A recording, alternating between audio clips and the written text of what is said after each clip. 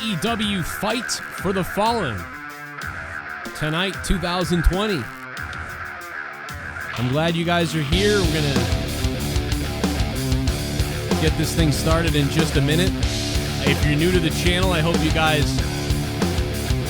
go subscribe down below. Down below.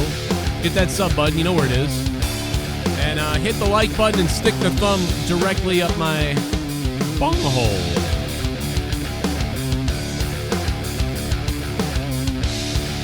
We'll be right there with you. Jake's in the house. I'm Joe Cronin. Jake's in the house. Get ready. This is Wardlow from AEW, and you're watching The Joe Cronin Show. A wrestling podcast with attitude.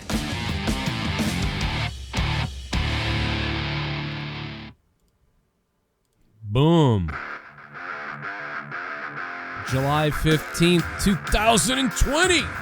This was AEW Fight for the Fallen.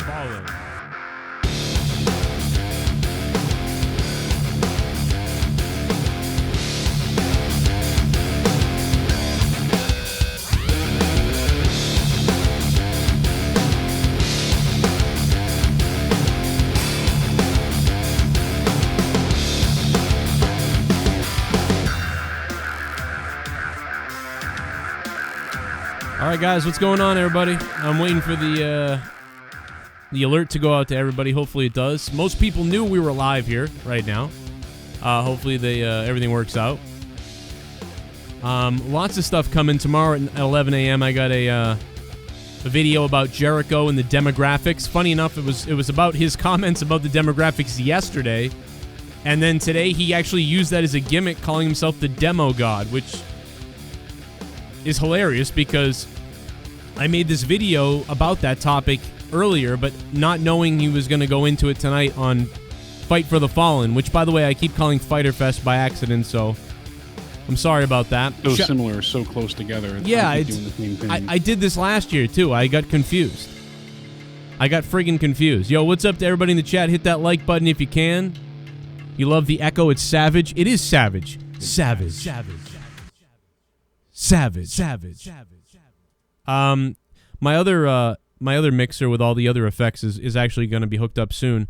I actually got it a while back because of you guys. I ordered a new one. You guys paid for it, basically. This broken one has actually limped along pretty decently. So I have a somewhat broken, limping one, and now I've got a brand new one that I'm going to hook up. And, you know, if that one ever dies again, or I have a beer, I dump beer everywhere throughout the room and blow up the control room again, you know, we'll talk about it. But anyway, we have some info a little bit on what happened on NXT tonight. Seems like that might have been the place to be, maybe, tonight, which I didn't know about some of the matches that were booked over there. And I don't know, I'm kind of jealous a little bit, but I didn't see any of it. I watched AEW. So, Jake, what's your... Shirai Tegan Knox, I heard, was good. Okay. But I have not seen any of NXT tonight. Just stayed with AEW. Overall, thumbs up. Orange Cassidy style. I like the show. I thought it was good tonight. I think there was more good than bad or any type of negative. There were some questionable booking decisions. One thing that stands out, like you just mentioned, was Jericho's stuff. Do you remember why people stopped liking Seth Rollins? I remember the point in time, but I feel always it wasn't so much his in-ring face turn and that point of, you know, contention with the fans, feeling that he was boring just in wrestling.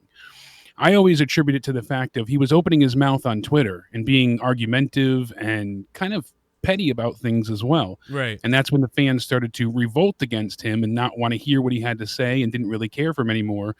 And luckily he turned heel, kind of saved himself there. But with Jericho, he's a legend, so he absolutely has the right to say what he wants. But I feel like he's going to start losing the fans if he keeps up with this kind of pace of you know, telling everybody off constantly. I'm not so sure because it seems like people are starting to sway their public opinion on him a bit. I've been liking it. I don't know. I think he's just playing into the gimmick. I think he's giving his honest opinions, but he knows his honest opinions will draw some heat, and he wants heat anyway, so I think he's game. I think this goes back to forever with him. I mean, it goes back to even the cruise when he was like, yo, there's going to be all these hot women, and basically people were like, oh, what are you trying to get them raped or whatever? And he's like, why don't you piss off? By the way, you like my glasses, Jake? They're savage. No, but so he's, you know, he was kind of like, piss off. I don't care about your SJW crap. So he's just sort of doing that. But I like how he took the real opinions he had and then like amplified them on the show. It's kind of crazy, man. So like, I like it. I didn't like the show as much as you. I don't think tonight. I thought AEW. I just think there was more. I'm leaning towards a 6. I think there's just more good than bad overall. Maybe 6.5. You thought tonight was good though, but you're gonna give it a 6? Yeah, not great, not mind blowing, but there was more good than bad. Oh, okay. I mean, like, well, I don't know. Hit me with the first thing. Let's start right at the bat. By the way, Lisha, let me pull the donations up real quick. Let me just see. You guys can donate to if you want to donate to the stream tonight, as always, it works the same way. There's no issues tonight. Streamlabs, link down below, Twitch alerts, Streamlabs, keep the shows alive, keep this going, whatever you want to do. Super chats work as well if you want to do a super chat. You don't have to. You can try to ask a question in the chat. I'll try to look at the chat, but, I don't always see everything there, and we would like to keep doing these shows. So bring it on if you'd like to. If not, just hit that like button, share it around, and become a patron if you can. That'd be even better. Patreon's been hopping. Did a podcast up earlier. Throwdown audio is up. Throwdown is up on Corrupted Nation. And the JCS Army is strong on Patreon right now. And again, tomorrow at 11 a.m., my opinion on Chris Jericho and what he's been saying about the demo, as well as my sit-down hangout with my buddy from the UWO podcast. Good guy. Fun podcast. We did like 30 minutes. It's great. I think you guys are really going to like this guy and what we talked about a little bit. So check that out. So hit us with the let's start at the beginning here. There's a lot of things to kind of talk about in AEW tonight. Yeah, so right off the bat, we had a really solid opening match between Cody, the TNT TV title champion, taking on Sonny Kiss. Sonny, of course, gets the illustrious entrance that he usually does. Cheerleaders coming out, get the big dance off. And it had a somewhat of a not a huge fight feel, but like an importance to it. It felt Cody's going to win, but it's still, they make it feel like a big deal with this open challenge. Basically, what I'm trying to get at here, that it's still exciting. Who's going to be the one to face? What's going to happen? And you never know. I mean, I doubt Cody losing anytime soon, but they could pull out a swerve, or something is possible. But at least we're getting really good matches in the interim. So I thought it was really well worked, and the actual finish to it, the Crossroads, looked devastating. Yeah, just because of the way Sonny took it. So the spine looked like Sonny inverted spine on that Crossroads. Yeah, because he had turned a little bit as Cody was like in full force, so it looked even more wrenching on the neck, like he really planted his head down hard. Muhammad Abdel says, I didn't know matches on NXT because they are making their shows on a week-to-week basis. Like the main roster, NXT is a full counter-programming mode right now. Yeah, I heard that Tom Phillips went heel on NXT, which I've been ranting on a heel announcer for over a year, and AEW did it with Jericho. So, great. I'm happy.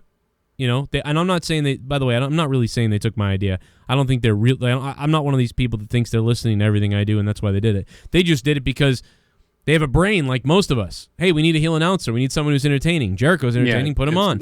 But have this. But WWE's Tom Phillips, I didn't hear it, so maybe it's good for all I know. But I don't know. Tom Phillips seems like he sucks. I don't know. I'll listen to it. Maybe it will be good. I don't know. But you should really just hire me, WWE, and get this over with, okay? Like, let's do that. I tweeted about this earlier, ranting and raving. I'll play the tweet later on. You guys can go retweet it up their ass, and they deserve it. So, yeah, anything else from the opening? I think we really got it. It just was, the match was all right. It was an okay match. I thought it was good. It was enjoyable. Not, something that it was a good way to open up the show, start off, give a good amount of hype, and everything looked competent. There was nothing that I could pick out that I didn't care for. Wow. I thoroughly enjoyed the whole introduction to tonight's show. Then we had FTR come out. They're going to take on Pentagon Jr. and Phoenix.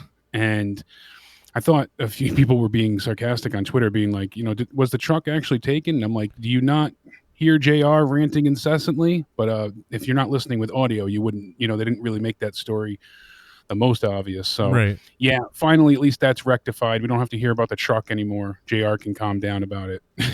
That was right. Done and over with. But I like that the Young Bucks helped out FTR to get their keys back from the Butcher and the Blade. That's when Kenny Omega comes out, and it starts to lead towards Kenny's heel turn in the grand scheme of things, which we mentioned a few weeks ago. We thought might happen. We brought it up on out of nowhere, and it seems to be where they're going. They're kind of swerving us there because you thought Hangman Page, being the drunkard that he is turned into, would be the one to go heel, but bringing Kenny into that Terminator gimmick once more, the cleaner, I think is better served for his character, because he's just been a mess for a while. So he's good in the ring, but he has no character right now. So by him doing this and being a bit nasty and forthcoming, I think it's working well for his character overall. Yeah, I think this might work well, yeah, because he's so unassuming and quiet and gentle that, you know, unless he's having big matches that are booked like in New Japan, I don't know, he feels like the dorky friend or something like that, you know, so he has that feel to him. And one of the things that I find interesting too, I mean, it's all about context in life with every situation, but the Revival, that's what I'm going to call them, you know, FTR, they do things typically in a very heelish way, but yet because their faces so supposedly at this point in time, it gets labeled as a face thing to do. My example being that they took off the mask tonight. You know, they took off Phoenix's mask. That was a great call too, by the way. Great call doing that. Yeah, whole, like, I really liked that spot. It was creative. It was, you know, it wasn't inventive. You know, not something you see often, and it called for it. It was a great distraction option. The backlog, or rather, no, the commentary afterwards saying like, "Where they're from, that's illegal. You don't do that." Yes, that would be an instant disqualification. That was very. That really helped. I mean, that really helped layer it on. Yeah, that's why everything worked together to make these great layers to really set it up and send it home. So I appreciate the explanation, the way it was, you know, handled. They executed the mask coming off very, very well. It looked good. And then the celebration afterwards played out well, you know, with them dumping the beers on Kenny because they were still upset from last week. But it's funny how the commentary was like, that was an ingenious idea. What a great tactic, taking the mask off. But if it was a heel team, they'd be like, those bastards cheating to get the win. Right. So you can't win. You know, it's just funny how it all matters on context.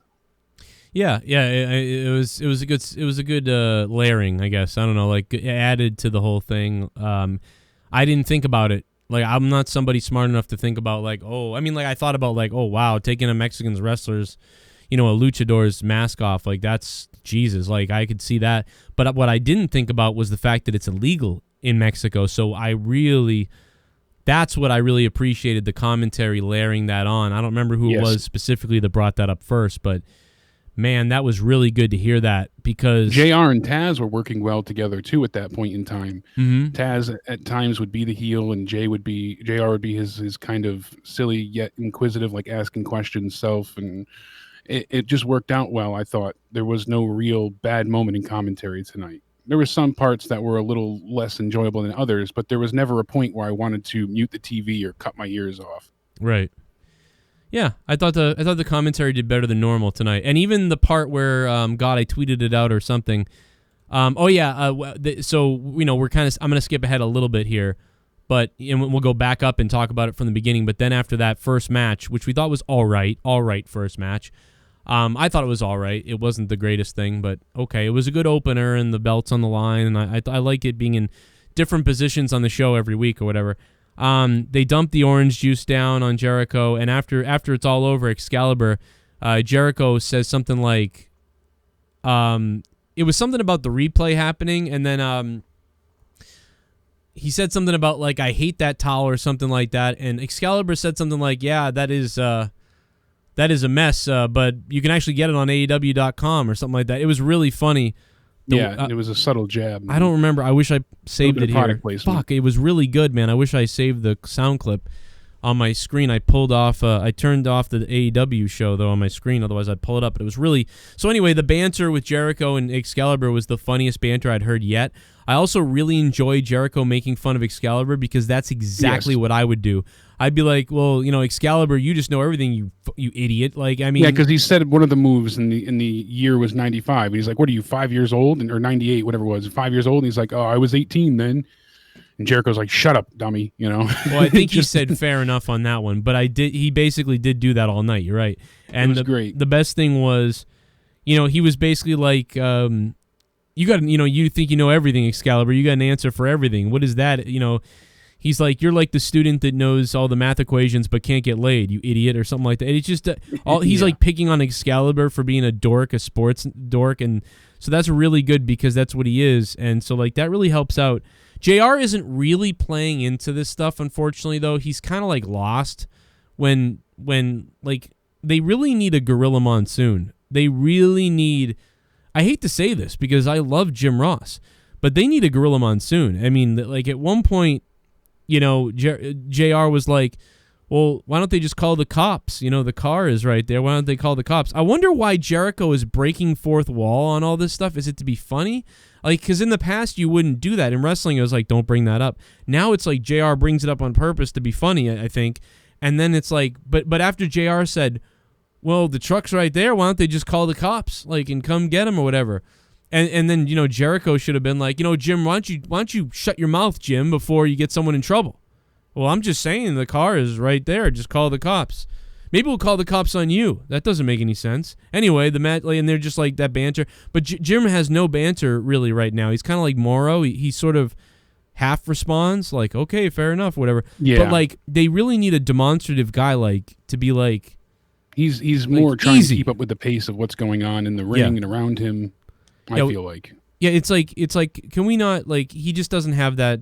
I don't know, whatever. But the bottom line is the commentary actually was somewhat entertaining tonight with the banter of everybody.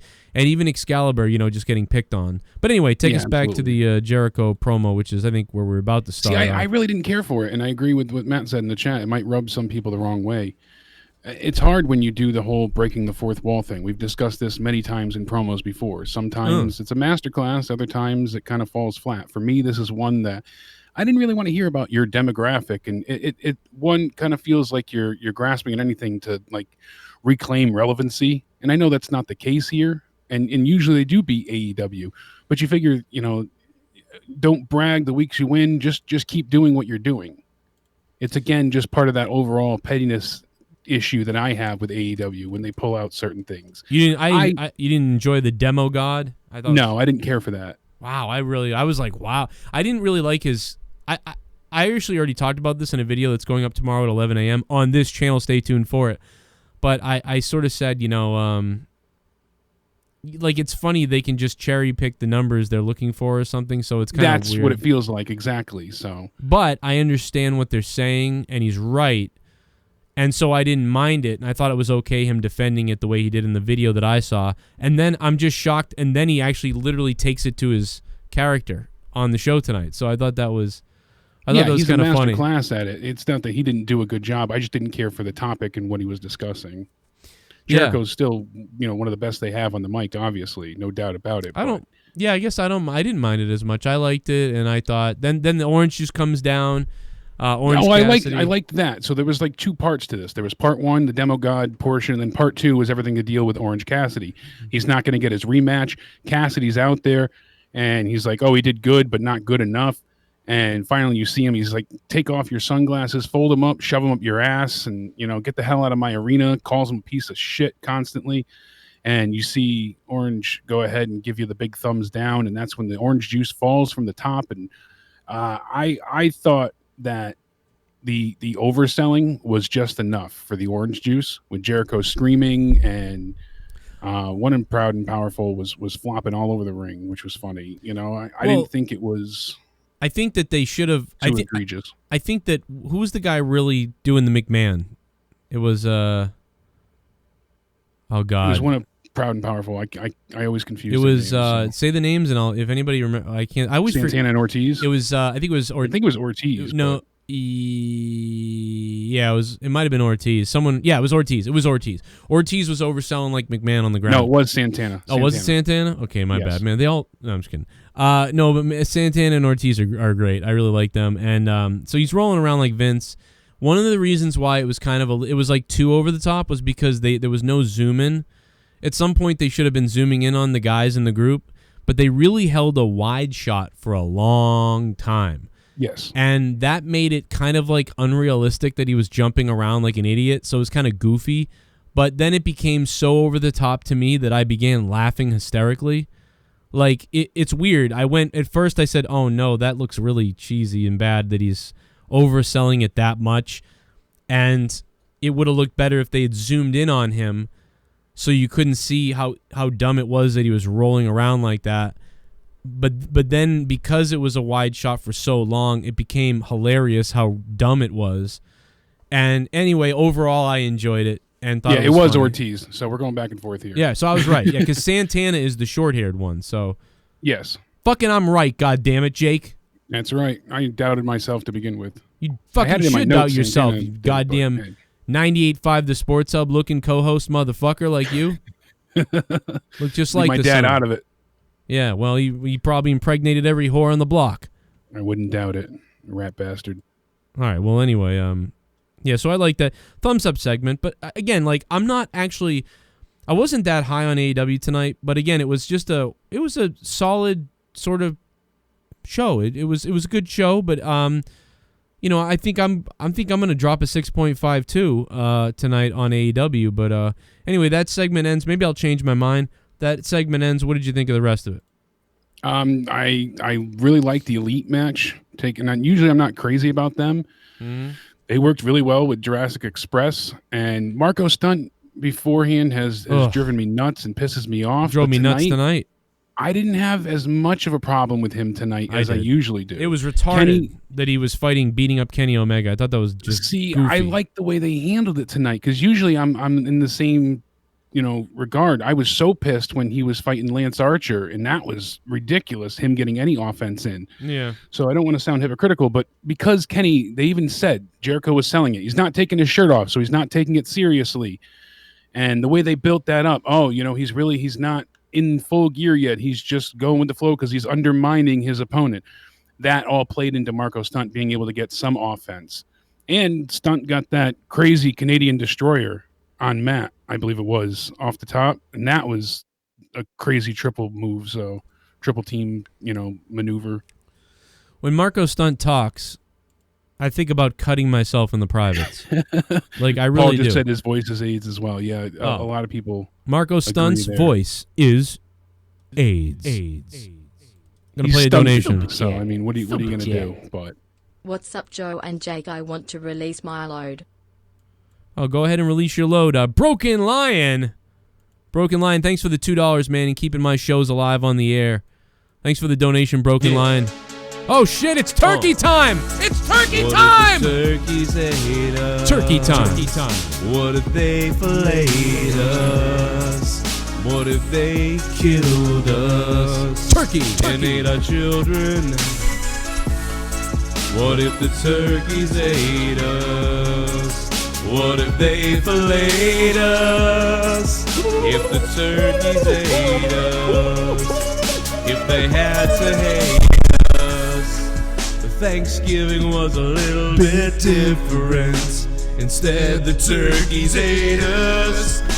They gobbled us apart. But first they'd eat our nuts, and then they'd eat our butts. The turkeys ate us. What if the turkeys ate us? Yeah. What if the turkeys ate us?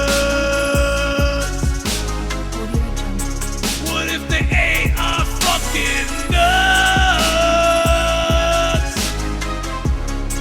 What if the turkeys ate us instead of mashed potatoes? Instead the turkeys ate us.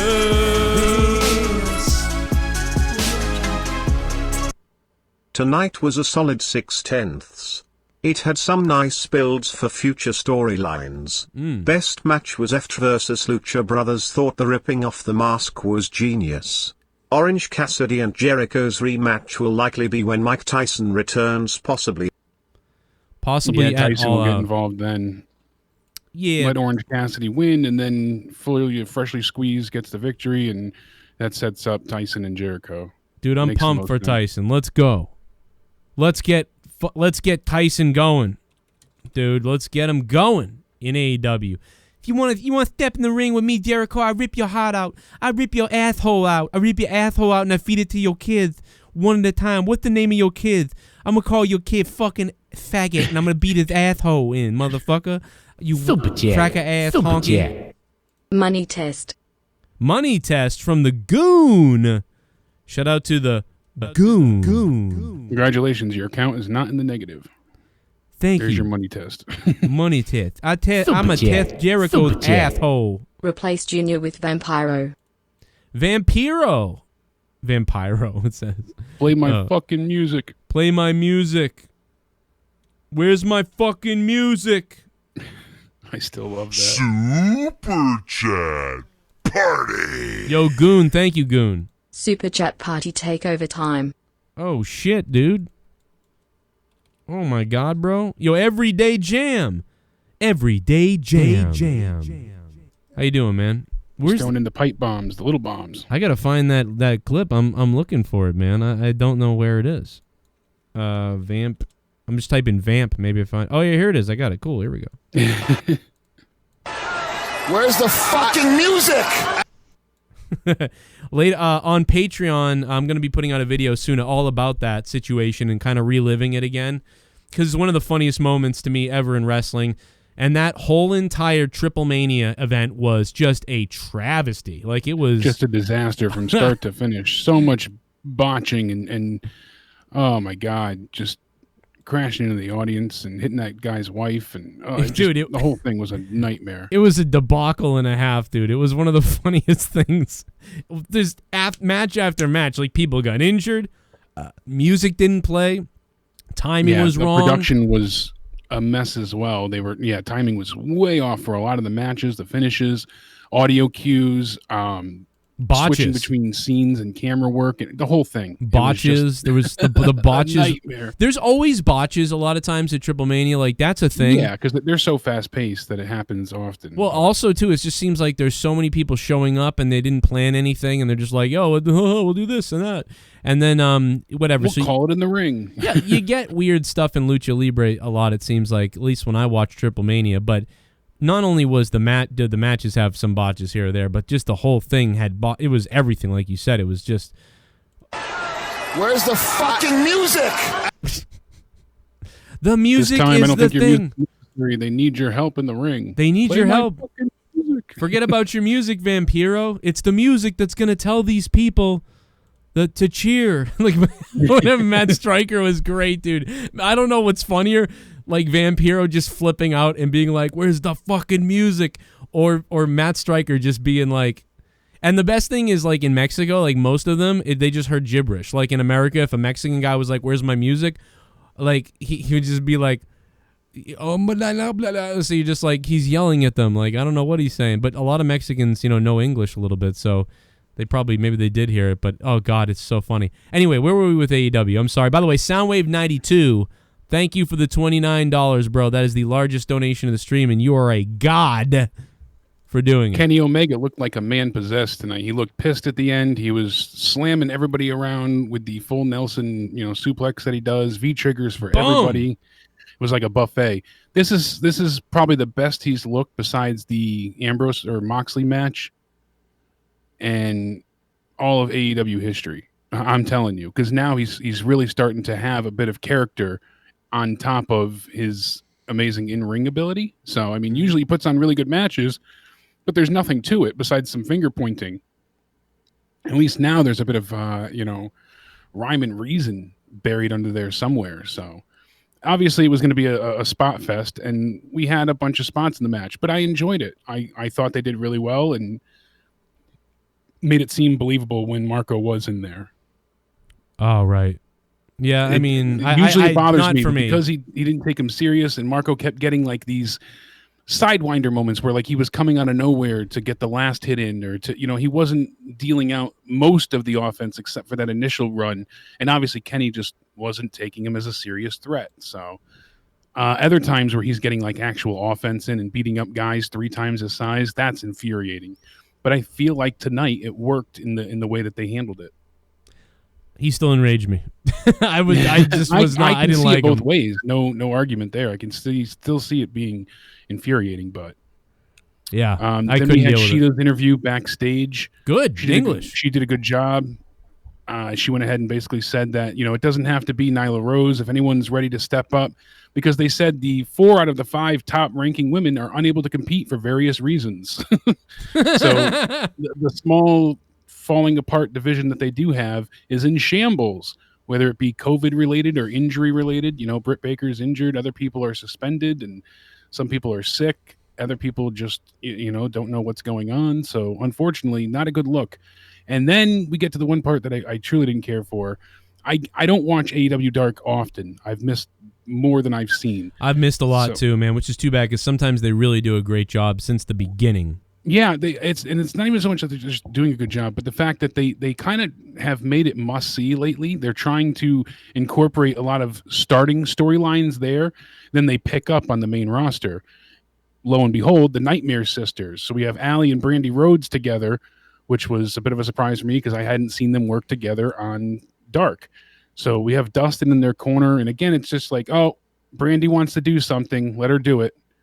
And I hate how everybody has to be the Nightmare something, the Nightmare family, the Nightmare duo, the Nightmare tag team, the Nightmare, condoms. Like they have branding for everything. And just, to me, just be a tag team for a little bit on TV first, then build up to the namesake if you really need it. We already had the Nightmare Collective, and that didn't work out. That fizzled quick. Right. This has potential. This could work. But they were taking on people, Kenzie Page and MJ Jenkins, and I even sent you the clip. I'm like, who the hell are those two?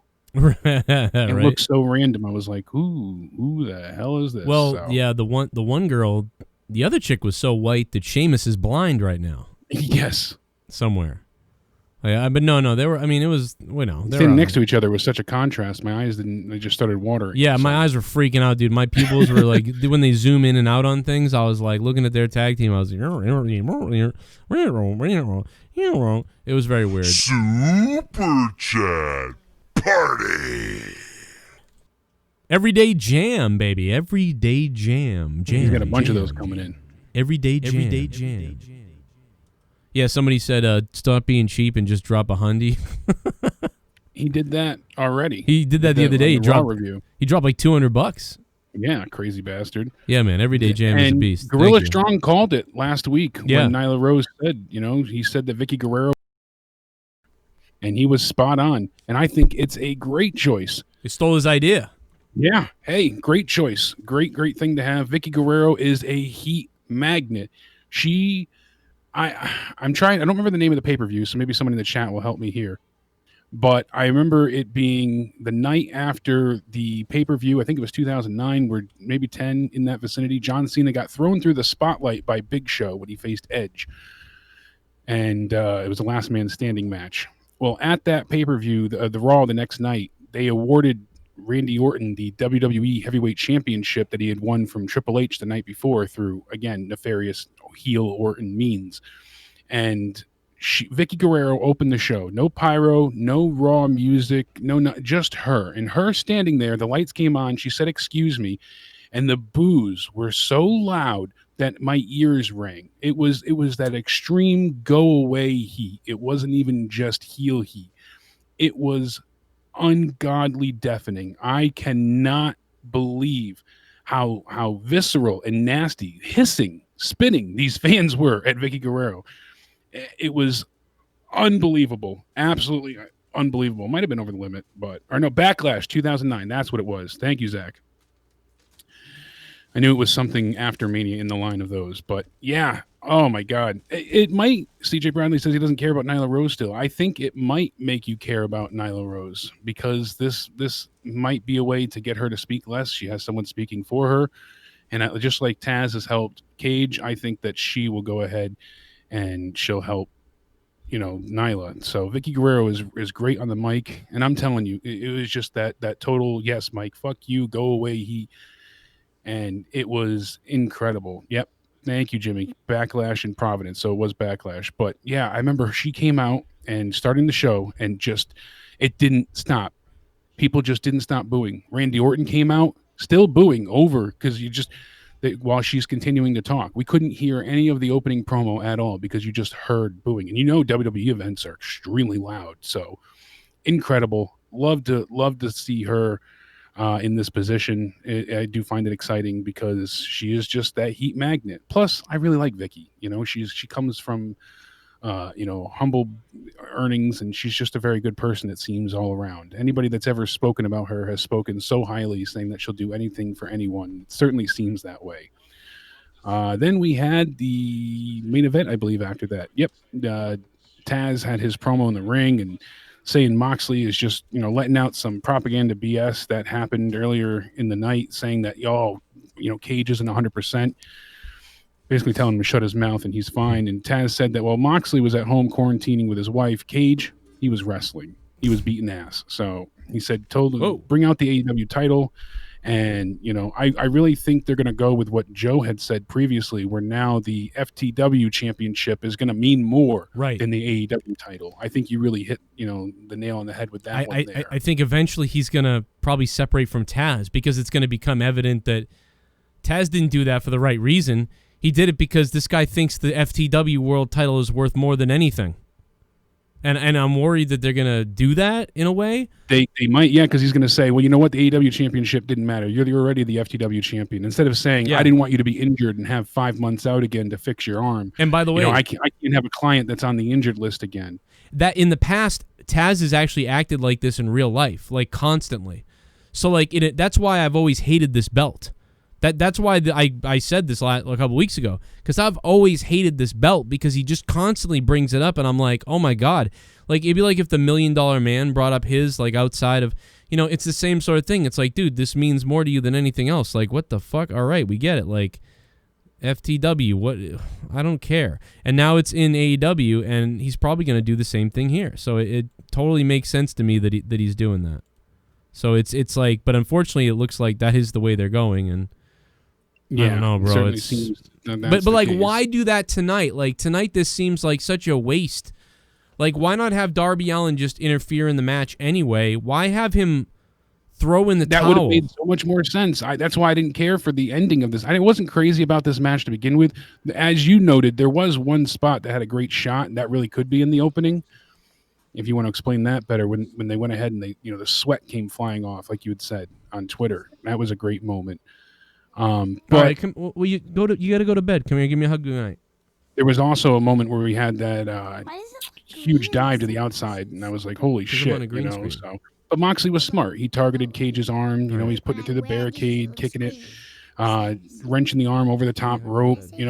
Coming down on hard for a suplex. Just really trying to focus on the arm the whole time, and seeing him go and use that type of smart tactic and have a pre-game plan. Bye. Have a good night. All right, you're Too dabbing. Cute. She's dabbing. All right, give me a hug. Give me a hug. All right, good night. Go up. I'm weird. Go up to bed. You're weird. Go up to bed, you. So you get that from Dad. I could lock my door, but I don't. I just don't lock my door. Oh, God forbid. Good night, baby. Love you. Plus, you wouldn't get the too damn cute interruptions like that. I get bombed, dude. I get photo bombed. I get Brenna bombed. It's a Brenna bomb, is what it is. There you go. Brenna bomb. If you have a camera, she shows up. Like, what do you like? If I just take a picture of me like near the house, and she's across the yard or something, and she sees it, she'll run over. Like, oh, I want to be in it. The shutter click and just. Yeah, she's like, "What's up? Why can't I take a picture with you? Why am I not in the video?" I'm like, "I'm not doing a video. I'm just taking a picture of something." Oh, she's too funny. Yeah, so we're gonna have. Yeah, she's. Wants to be in every photo, every video. If she sees you whip out a camera, all about the attention. Yeah, it's worse than me though. It's like worse. It's crazy. Wait till she gets a little bit older. Right? I'm worried. She'll be the next big vlogger. Yeah. Well, that's not so bad. She's a vlogger or something. Like, whatever. I'll take that. Next makeup guru. Yeah, I'm worried about other things. Well, hide her from other stuff. You got your crossbow and shotgun ready for those moments. I'm ready, dude. I got a crossbow. I'll put it through someone's heart, bro.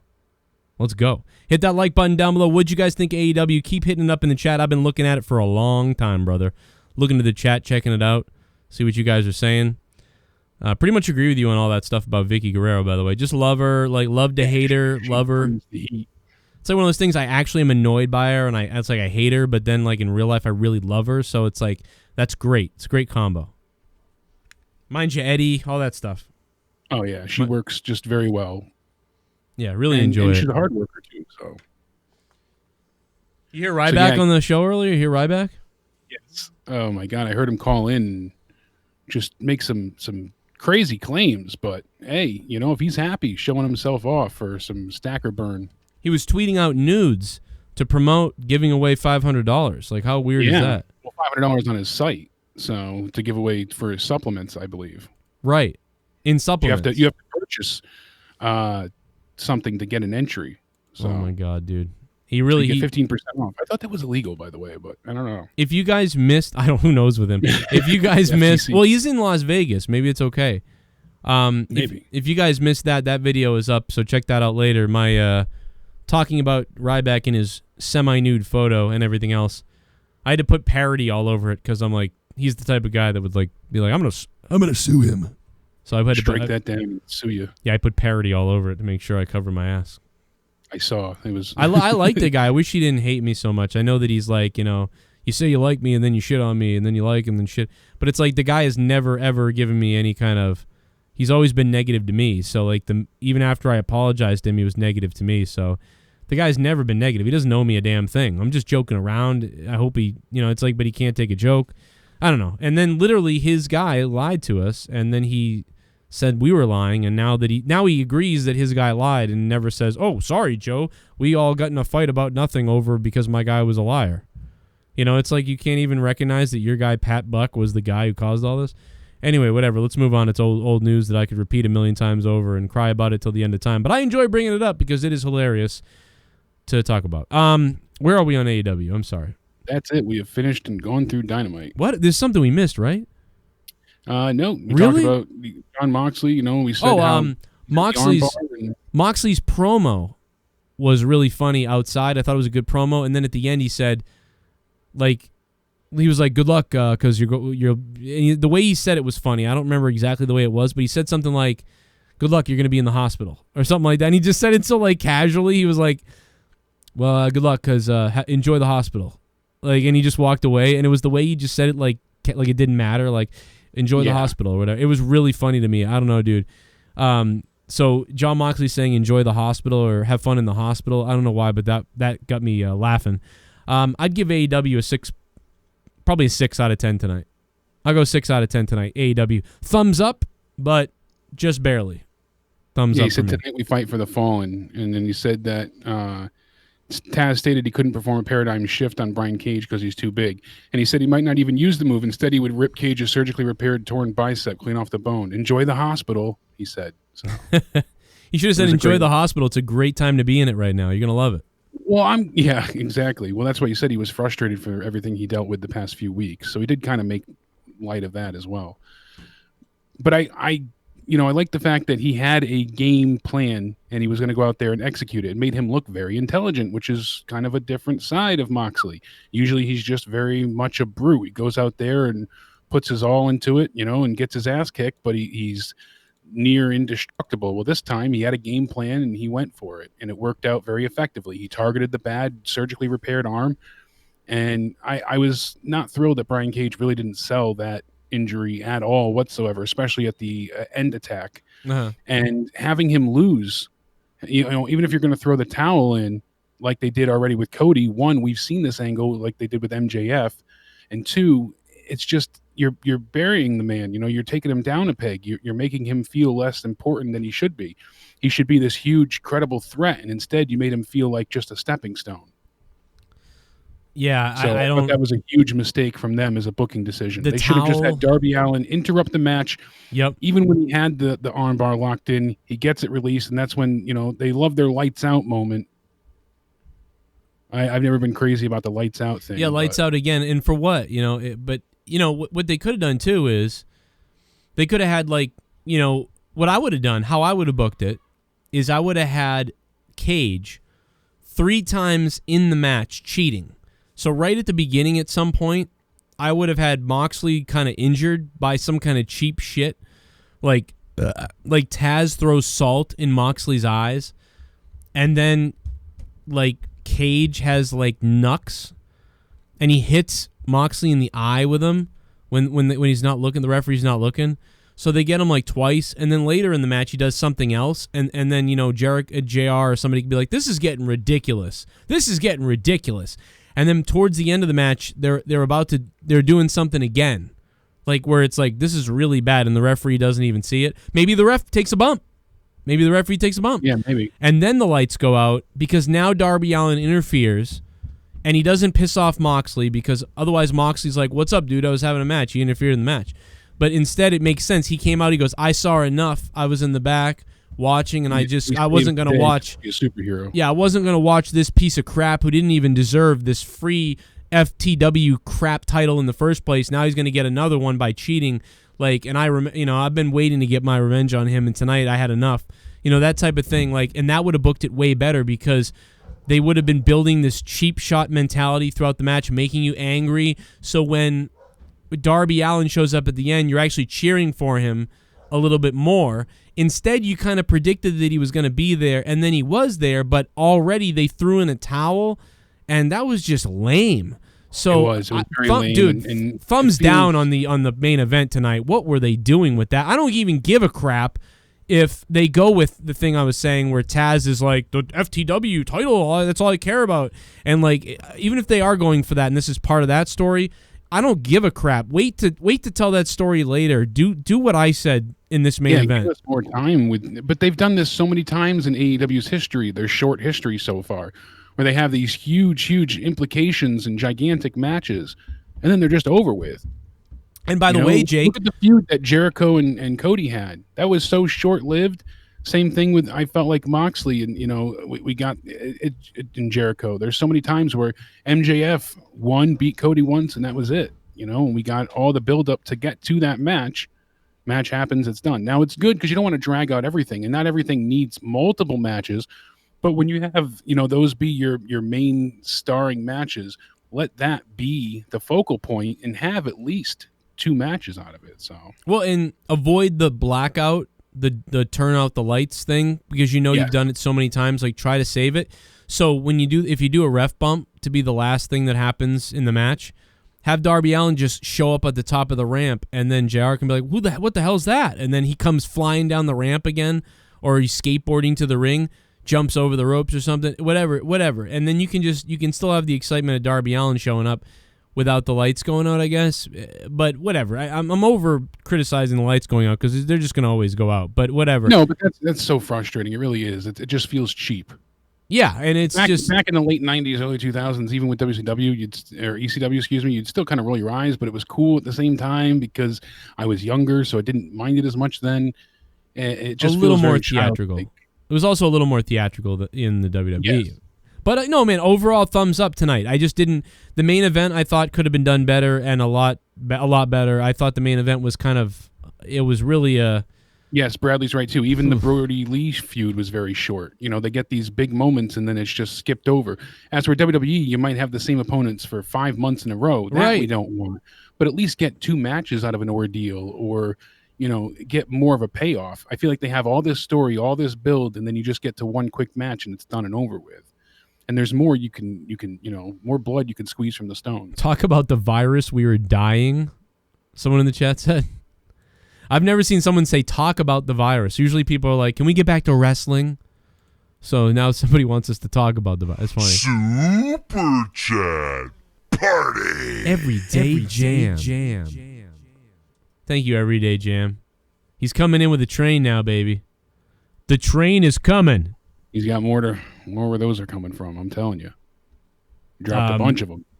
One of the things I'm sad about that I missed from NXT tonight would be I didn't know Keith Lee was going to wrestle Dijakovic.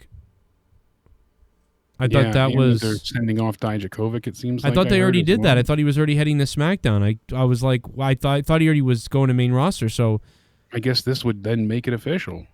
I'm assuming it was a big match and he lost, and so I guess it was the last thing he could do before he goes to the main roster, which is too bad because... Man, he could have matches with Keith Lee some more because they have great matches together. They've had 3 or 4 really good ones in NXT. Super Chat Party. Tons of great ones. A couple great ones outside of NXT. Everyday Jam with the Super Chat bombing. or train. Shout out to Everyday Jim. You want a piece of this? I'll break your asshole. I'll break your asshole in that pieces, then I eat it like a snack. Then I throw it up and I fucking get my money back, Jericho. You look like Axl Rose's gay brother. I'm gonna humble you. I'm gonna destroy you. My fist will come like fury on your face. I'm gonna beat the shit out of you like Malcolm X on a fucking priest, motherfucker. I'm gonna scrape all your eyeballs. I'm gonna rip your eyebrows off and fucking beat your mother in front of you. I'm gonna fucking I'm gonna push my will on your father in front of you and break his hip. I'm gonna rip every hair out of your head until you're bald like Stone Cold Steve Austin. I'm gonna rip your headband off and smack you in the eye with it. Super Chat Party. I'm gonna kill you, honky. Wow, Mike Tyson and Jericho, it's gonna be really good. Everyday jam. Thank you for the super chat party. Boom! Right to the face! 2 super kicks! Broken jaw! El Generico's dead! Sorry, I got really excited there about that one. What do you... So do you think they're going to... So I'm predicting that they're going to get into this, like you said, like I've been saying and like you were bringing up earlier, that Taz is going to start to like obsess over this title. Like, this is the most important thing. But really, if I was booking this whole thing, I would have just booked Taz as the manager of Brian Cage for at least a year. You know, Brian Cage looks strong. And can't quite get the job done, though, with Taz. And then eventually he realizes he needs to get rid of Taz. When he gets rid of Taz, maybe, yeah. Like, I don't know. Super Chat A lot of ways Party. to pull it off. I can't tell if Joe is doing Dusty Rhodes or Mike Tyson. Well, aren't they similar? To be honest. I mean, really. I mean, seriously. Dusty Rhodes promo. Like, listen to Dusty Rhodes. Come on. For waiting and taking the time because I know how important it was. Starcade 85 it is to the... I mean, he's got more of a deep voice. I'm not doing a deep voice. I'm not going, Starcade 85. Like, I'm doing the, I'll rip your fucking eyebrows out and eat your asshole in front of your father. Like, that's what I'm doing, bro. That's more Mike Tyson. And I dedicated this fight. I wasn't going to fight. I dedicated this fight to him. I was going to rip his heart out. I'm the best ever. I'm the most brutal and vicious and most ruthless champion there's ever been. There's no one can stop me. Lynx is a conqueror. No, I'm Alexander. He's no Alexander. I'm the best ever. There's never been anybody as ruthless. I'm Sonny Liston. I'm Jack Dempsey. There's no one like me. I'm from Nairclaw. There's no one that can match me. And then I got caught up with this other piece of shit, Don King, who's just a wretched, slimy, reptilian motherfucker. Right? This is supposed to be my brother, my black brother. Right? He's just a bad man. He's a real bad man. He abused you, and he would throw you. He would kill his mother for $1. Man. Dude, I fucking love Mike Tyson, dude. Always, he never know what's coming out of that mouth. Kill his mother for $1. He would kill his mother for $1. He was so soft-spoken there, he wasn't even yelling. The best is when he's ranting, but... I love it when I forget which... what station it was he was doing an interview for. Yeah. Might have even been HBO, but I remember because it wasn't censored, so that's why I'm trying to go back to remember. Oh, I'll have to look it up. The one where he tells the guy to fuck off, and he's like... Yeah, where he just keeps going, like, he pulls a Tommy, like, fuck you, fuck you, fuck you, fuck you. Oh, my God, dude. Mike, I wanted to clip Tommy doing that and Tyson doing that and put them side by side. Mike, what's with could you watch your language? Why you watch your language? You're on my show, Mike. We really I don't need to be on your show. Fuck you. Fuck off. Yeah. Like that's a fucking I love this guy, dude. I love Tyson. Oh my God, dude. His rants, man. I eat your children. You white motherfucker. I'll kill you. Like that's the funniest shit ever, dude. I don't care. If you don't think that's funny, you're on crack cocaine out there. God damn it, it's funny. It's hilarious. Dude, when he really goes off though, when he's like angry, that's the best. I think that's likely what's going to happen. We'll see Orange Cassidy get the win via help from Tyson, and that'll lead to Mikey going against Y2J, Mike and Chris head to head. You think we're going to get an actual match? I think they'll do something with it. They'll figure out a way to maybe they won't have a full blown match, but they'll have something face to face. Yeah, Tyson's hard to corral. Even Jericho talked about what they were supposed to do in the ring, and it like didn't go that way. Yeah, it never panned out. So, I think the only way they could have a match is if like the match starts and Jericho like they're dancing around for a few minutes, and then eventually Jericho is like goes to hit him, and they have Tyson like duck, and then like Tyson turns around, Jericho turns around, and Tyson knocks him out right there, and then covers him and beats Jericho in like 40 seconds or something. Yeah, I can see that happening. You know, a quick knockout, and they've done that before to Jericho, where he got punched in the face by Tyson. So yeah, but in a match, and he loses like really quickly. Yeah, so it's like I could see them doing that, and Jericho doesn't mind doing the job. I don't think he would mind jobbing in that type of way because that would be huge ratings. And it doesn't really, you know, as goofy as it is, you know, most of the time you would say, I'm not going to do that. But, you know, saying you lost because Mike Tyson knocked you out doesn't really hurt you that much. That's a pretty awesome thing. It's funny how wrestling relies on Tyson, you know? When you have either a new product or a new angle or, you know, like the Attitude Era starting off, let's get Tyson. Oh, we got AEW. Let's get Tyson. It's funny how he's like a sure thing in wrestling. Yeah, and he had a little bit of a resurgence. But yeah, he's not Tyson of the 90s, though, you know? No, certainly not, but he's still a draw. Yeah, no, a little bit. Yeah, I mean, he got, especially right now with COVID, when they brought him in, we said that's the smartest thing ever because there was no sporting news. And then every sports, everything. He was on like every sports page, every sports thing. And, yeah, it was just covering there was even AEW. There was even one news place. I remember the guy was like, Mike Tyson steps in the wrestling ring again.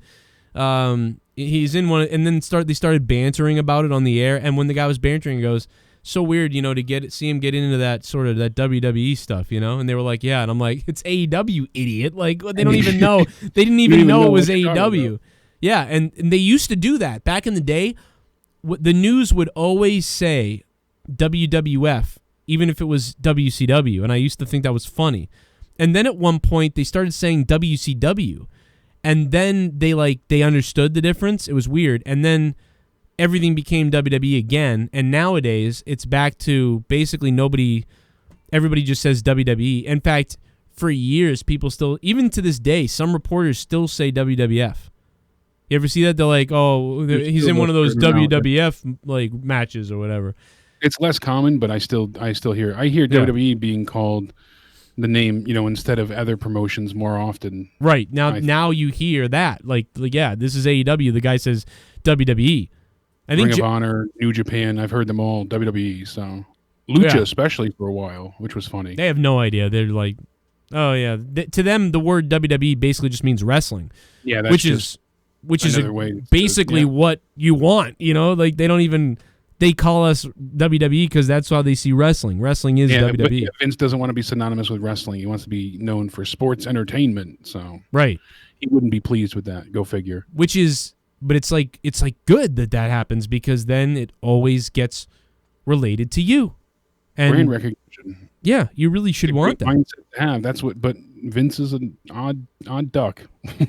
Yeah, well, no doubt. How do you feel about? You know, some people are seeming to think that, Cage not tapping out tonight and having Taz throw in the towel was the right decision because it makes him look strong. See, to me, he already looked strong. He looked strong from the beginning of the match, even coming in with an injury angle, with the repaired separated shoulder that he had before. He still looked strong no matter what. Even if he tapped out, I think he still would have been taken as a strong guy. I don't think he still lost. So I don't think just because he didn't tap, it does much for his character here. I don't think it's that big a deal, but I am a little surprised. I think the fact that he got caught in that position makes him look kind of weak. Now, it makes Moxley look like a good champion. It really makes Moxley look strong. I think it made Moxley look more strong than anything, but I don't know, man. I wouldn't have gone that way with it. I would have done what I said earlier. I wouldn't have done this. Yeah, any of the other examples we gave, I think I would have said better, fucking thrown in the towel. Like, go fuck yourself. We can't do that. Especially when we've already seen it just a few months back with the Jericho MJF angle with Cody. Yeah, dude. I would have never said throw in the towel. Like, I would have been like, dude, you're gonna get him in a situation where he's so dumb. Moxley's lockup puts him in a whatever. Now, here's the thing, though. An armbar really wrenching on him. But again, everybody gets their hopes up that everybody that comes in, every big guy and every guy that comes into AEW has to be, the greatest guy or go on some crazy run or whatever the case may be. Yeah, they don't all have to be wrecking balls and constantly undefeated. Yeah. So if they if they plan on this guy just being a guy to try to enhance the talent and be a stepping stone, well, then fine. But maybe have one of those guys, because everybody they've brought in time after time, well, we're going to have this one, we're going to have this one. And it's like, oh, we've got Lance Archer, look at him. And then Cody beats him and it's done and over with. Jesus. So, I mean, we've seen it several times now. They bring in somebody that he's going to be the next big killer or, the big deal, and then they lose and we move on. So it's kind of disappointing, and hopefully I don't want to see everybody run roughshod on the company and be a total wrecking ball, as I had said, but one of them maybe have one person continually succeed and really go on a tear, I think would be a good thing. One of the things I brought up before, which was a bit of a point of contention, it seemed like most people kind of agreed. I'd say it was about 70-30 split. 70% were for the addition of a 6-man tag title belt. How do you feel about that? I think they're dumb, and I don't like it. You don't care for it? See, I think because no. Usually I'm not for it, as I said on Twitter. But since they're already having so many 6-man tag matches, why not add stakes and put something on the line? Why not have another belt like they do in a few other promotions with a 6-man title?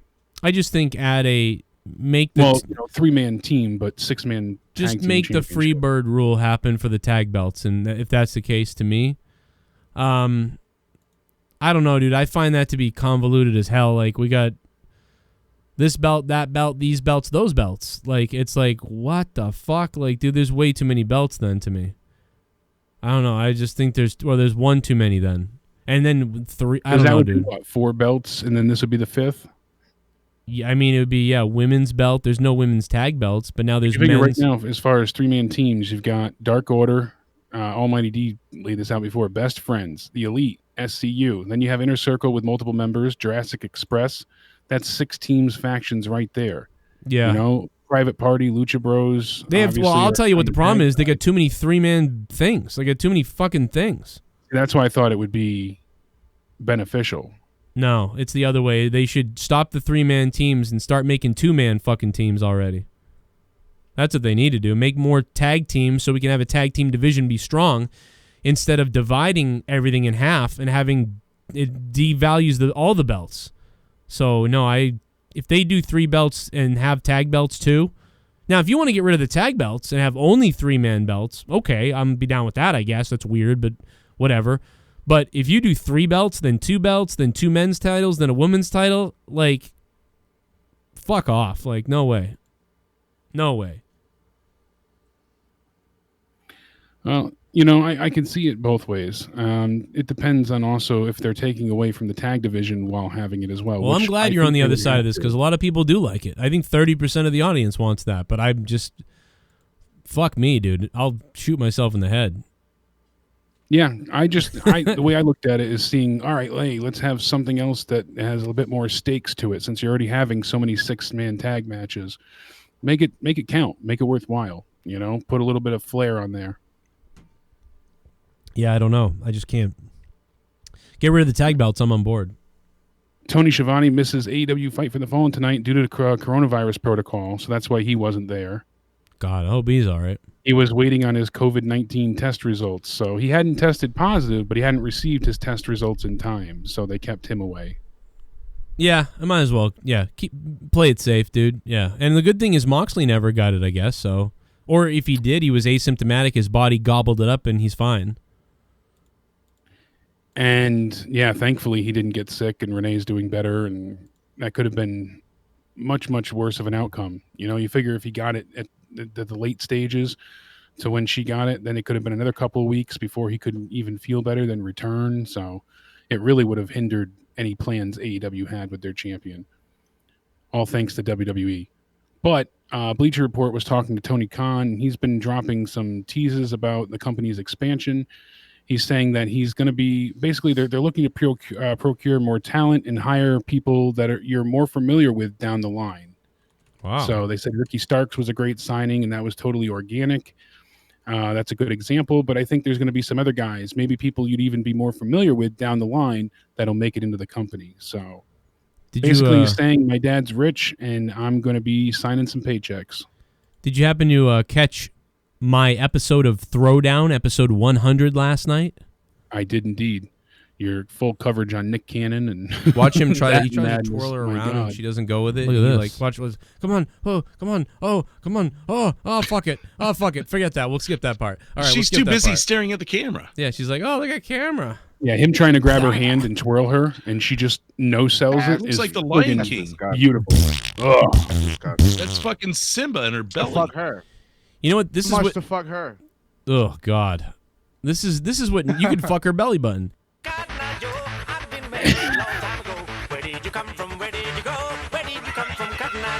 Yo, look at the look on Jacob's face. He's just like, oh, bro, what the fuck? Oh God. What dance is this by Tommy?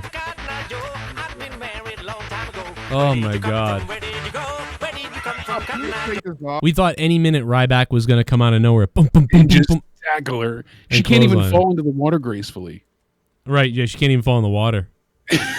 Like, but Your dude. gravity would help that one, and I'm no one to talk. I mean, my lard ass has got many curves too, but like you said, you could definitely have your way with a few of those creases. Oh my God, dude, what? You could definitely have your way with a bunch of those creases. What the you should have been on Throwdown last night. It was a sweaty day, no lube required. I expected at any point that this was going to happen. I'm buying. Just because it's stupid. Oh Shell my shock. God. It works every time. I thought any minute this was going to happen. Somebody's gonna make a parody of that.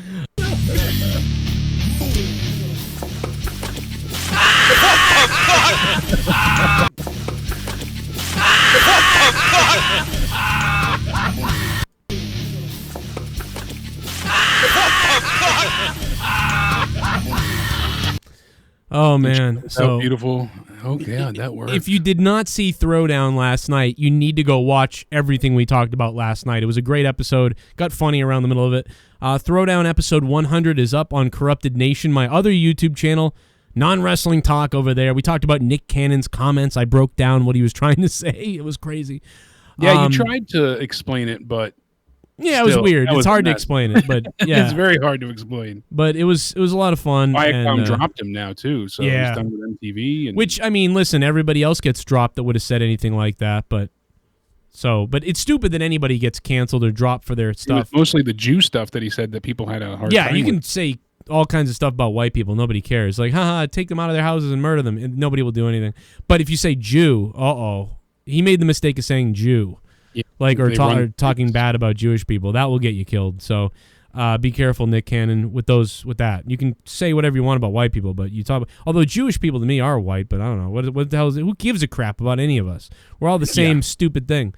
But yeah, so it was a great episode, I thought, and that Tommy and oh my God, the TikTok with him and Ashley is, I can't even believe what I saw, dude. It was, I mean, I always see her eating and I wonder what things look like, but now you know. now I know, it's confirmed. Super Chat Party. I mean, she eats just every video he's in with her, she's mowing down food. It's gross. And then you're like, I don't know. I don't. Yeah, she eats how I look, so. He tried to say I'm fat shaming or whatever, and I'm like, yeah, dude, listen, you made fun of a guy with disabilities the other day. Like, come on. Yeah, it's just pointing out a He fact. said Ricky Berwick had to drag his gnarly, mangled fingers. Yeah, he was Like, he went in So on Ricky bad. Berwick, dude. He was like, this fucking guy has to drag his carcass across a carpet. He can't even lift things up with his mangled fingers. And I'm like, Yeah, oh my he God, was dude. harsh. Yeah, so listen. He hates Ricky. Don't He put a hates him with TikTok up passion. of a chick with 1,900 rolls. Like, if you can't handle that, if you're going to make fun of a fucking crippled guy. More rolls in the doughboy. I'm telling you, that's a problem. But yeah, I hope you guys Here's go the check thing, out though. Throwdown. I've always been conscientious of what I'm wearing because I'm a big guy. Yeah, me too. I mean, Why I thought are you I wearing would. a two-piece if that's what you're... Yeah, you got to wear a full piece. You're nasty. Or a moo-moo. Nasty.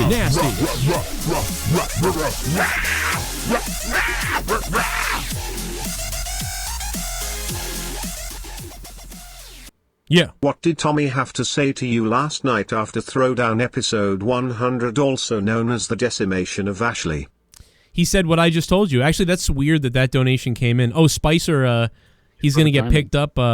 Yeah, I've defended white people who have said some kind of borderline stuff like Nick Cannon said. So, I mean, but I've criticized them too. So like, I don't know. I don't want anybody to be silenced. You know, if you think a certain way, fuck it. That's the way you think. I don't care what it is. You know, I'd rather hear about it than not know who you are. Super Chat Party. Everyday jam. Chiming in again, keeping that train a-rolling. Jam. Every day. Jam. Thanks for the Ashley dollar. was just so wet before she even got in that pool watching Tommy dance. Yo, you got to pour baking soda all over her body to find the hole. Just to find the wet spot. Just to find the hole, dude. Like, I mean, not to make fun of it too much, but... got her. Wait, sorry, that's your thigh. You know? I mean, bro, what are you doing wearing that? And Tommy actually looks skinny. I have nicer bikinis. Yeah, I mean, you'd look I'd rather bang you. Yeah, I mean, at least I give, Even Tommy. You know, Tommy, I thought, he's looking great. He lost a lot of weight. Yeah, like, I think that he used to be like I'll have him next to me so I look better. Super Chat Party. Everyday Jam. What up, Everyday Jam? Thank you, sir. Jam it in. Jam it in. That's what Tommy yelled as he jumped in the pool. Jam it in. Like, dude, I mean, you guys got to go watch Throwdown if you missed it. It's, by the way, it's shadow banned everywhere. You got to go onto the channel and look. Like, I'm hungry. I'm hungry.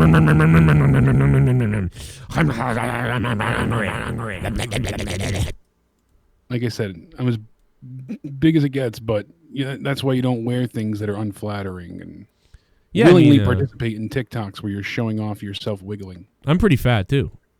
You know, I mean, like I don't look it. Stop that. I mean, I am. You're not even close to fat. You've lost 100 pounds though. 150. Okay, you've been in the country about the... Oh, my God! Okay, you've been in the country about the... Oh, my God! Okay, you've been in the country about the... Oh, my God! Also loved the teases that we had with Omega showing signs of going heel by beating the shit out of Marco Stunted along with Cody getting into it with Aubrey. They are getting those signs out there, but I don't think they turn until All Out most likely. Yeah, it seems. I mean, they're super teasing everything. The Soundwave 92. Thank you for the COVID 669 donation. They are. Very they got a little while longer to All Out, so I think they'll hold fast until then. But they're definitely going to keep teasing it and building towards it. I think the revival is going to play a huge part. FTR in Omega's turn, obviously. So we'll see what happens. But I'm all for it. I wonder why. Oh. JCS Bully. There we go.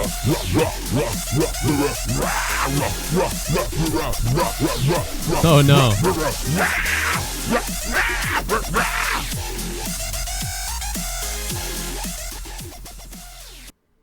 Joe, for real, I've been watching you since 2014 and I am not trying to be mean, but those sunglasses make you look ridiculous. I have laughed every time you make fun of other YouTubers wearing sunglasses while streaming. Now it's time we make fun of you. I agree, man. I mean, to be honest, that's why I bought them. I mean, I bought I've had these for a while. I've worn these before. I wore them 3 years ago. But, dude, I'm wearing glasses that say Savage. Obviously it's Macho Man, right? Savage. Oh, yeah. It's time to get savage, Miss Elizabeth. I'm going to bang it.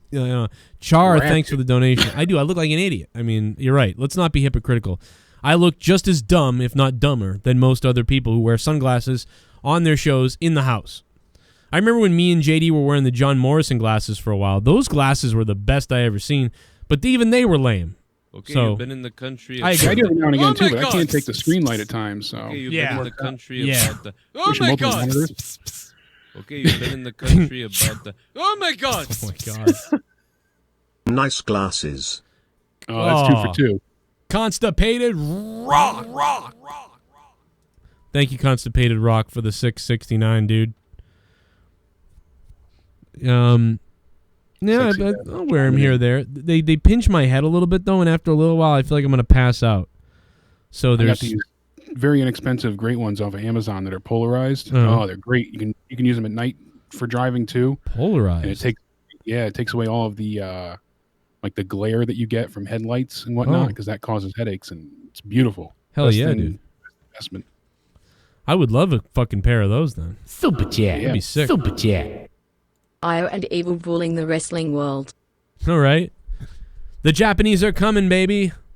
Taking over Konnichiwa. everything. You can call me Joe Kappa.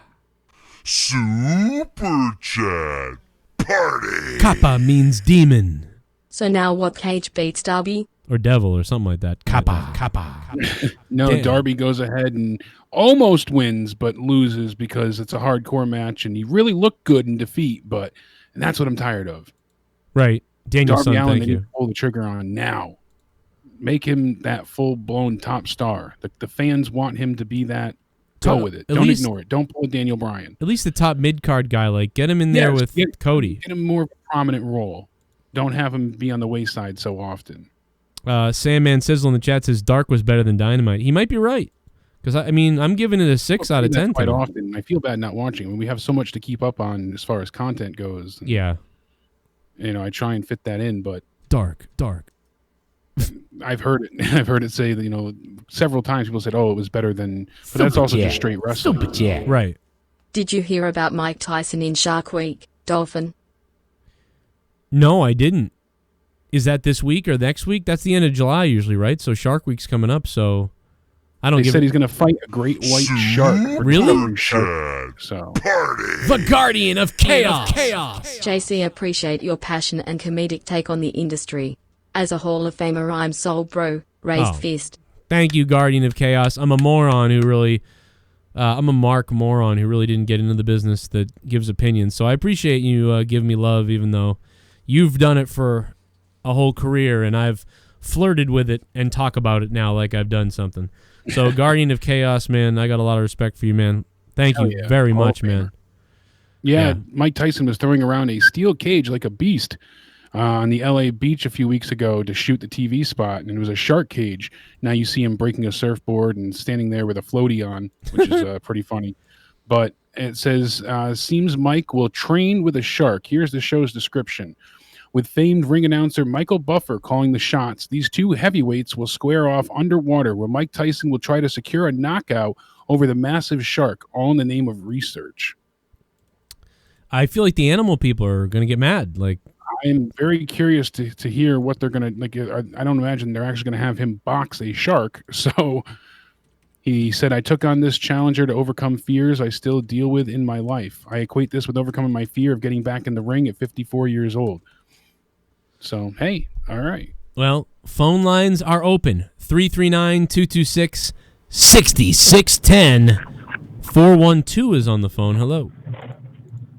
Hey, Joe, I called in last night and I legitimately attempted suicide because of Ashley. Oh. I'm calling back today to say I jumped off the building. I only broke an arm. It wasn't too bad. But right now, I'm currently cutting my dick off and sticking it up my own fucking ass. Oh, my God. Come on, man. I can't let him talk like that. What the hell? Keep going. Turn me on. Oh, my. Well, yeah, well, you watch You it, Jake. ridiculous piece of shit. Oh, my God. I Good have the same God. finishes as Jesse, apparently. All because of Getting me Ashley's going. stomach, dude. All because of Ashley's stomach. Unknown caller, hello. Unknown caller, you are on the line.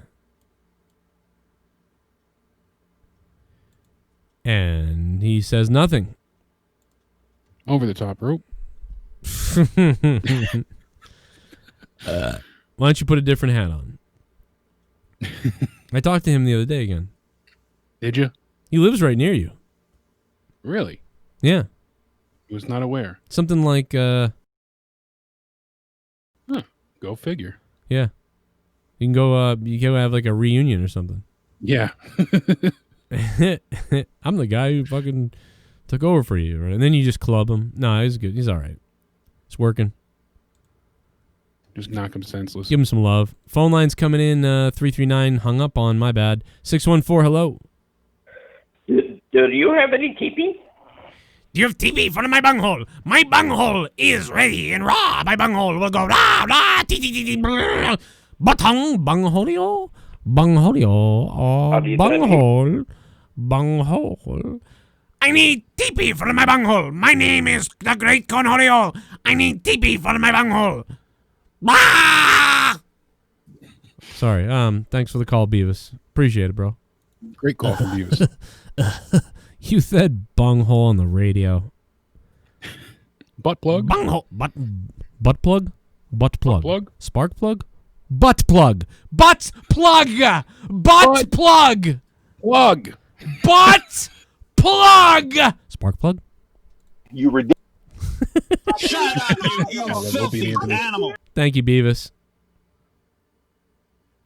I would hate for my bungholio to get polio.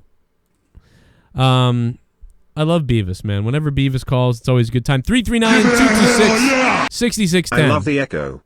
You it's like it? talking in Debay's hole. Everyday jam. Everyday jam. Yo, Slappy Fez, thank you for the donation, Slappy Fez. Let me give it to you.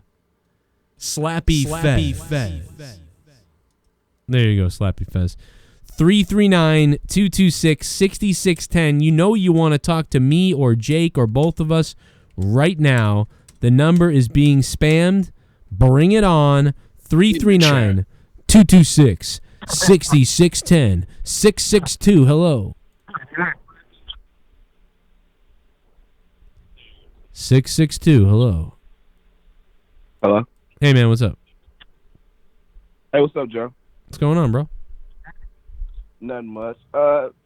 Really, my question is about the Summerversary that's coming up. Do you think EC3 is going to sign back with TNA, or is he going to pop up in AEW? Because I think now the clause is up, not the peak clause is up for EC3 and a couple other wrestlers. So Yeah. do you wonder where they're going to go to? I really hope that. I hope I wouldn't mind if EC3 did a little work with Impact and everywhere, kind of like went around and did a bunch of bookings everywhere. But the way things are going right now, you really want structure because there's nowhere else to go. So you kind of got to choose somewhere. So I think it would be okay if EC3 returned for Impact for like a 6 weeks thing. And then, but his best bet is to sign with AEW. That way he can get some kind of structure going on. But will AEW value him is the question. I'd like to see him in AEW over Impact, though. Yeah, because we hear NWA is closing. I definitely would like to see him in AEW. Yeah. What do you think about Carl Anderson and where they're going to go to? I think they might actually end up going back to New Japan, but I could see them in AEW as well. But I don't care. I don't find them interesting to be booked anywhere. They're supposed to be going to Impact. That's the latest rumor. Yeah, so I believe I believe Impact.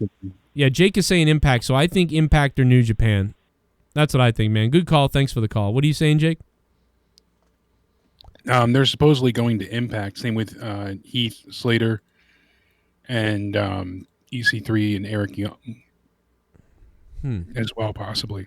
I can see Impact because they're looking for anything. And these guys, I think, are going to find out that they could have ridden the indies for a while and then eventually waited for that contract. But because of COVID, there's really no indies to ride.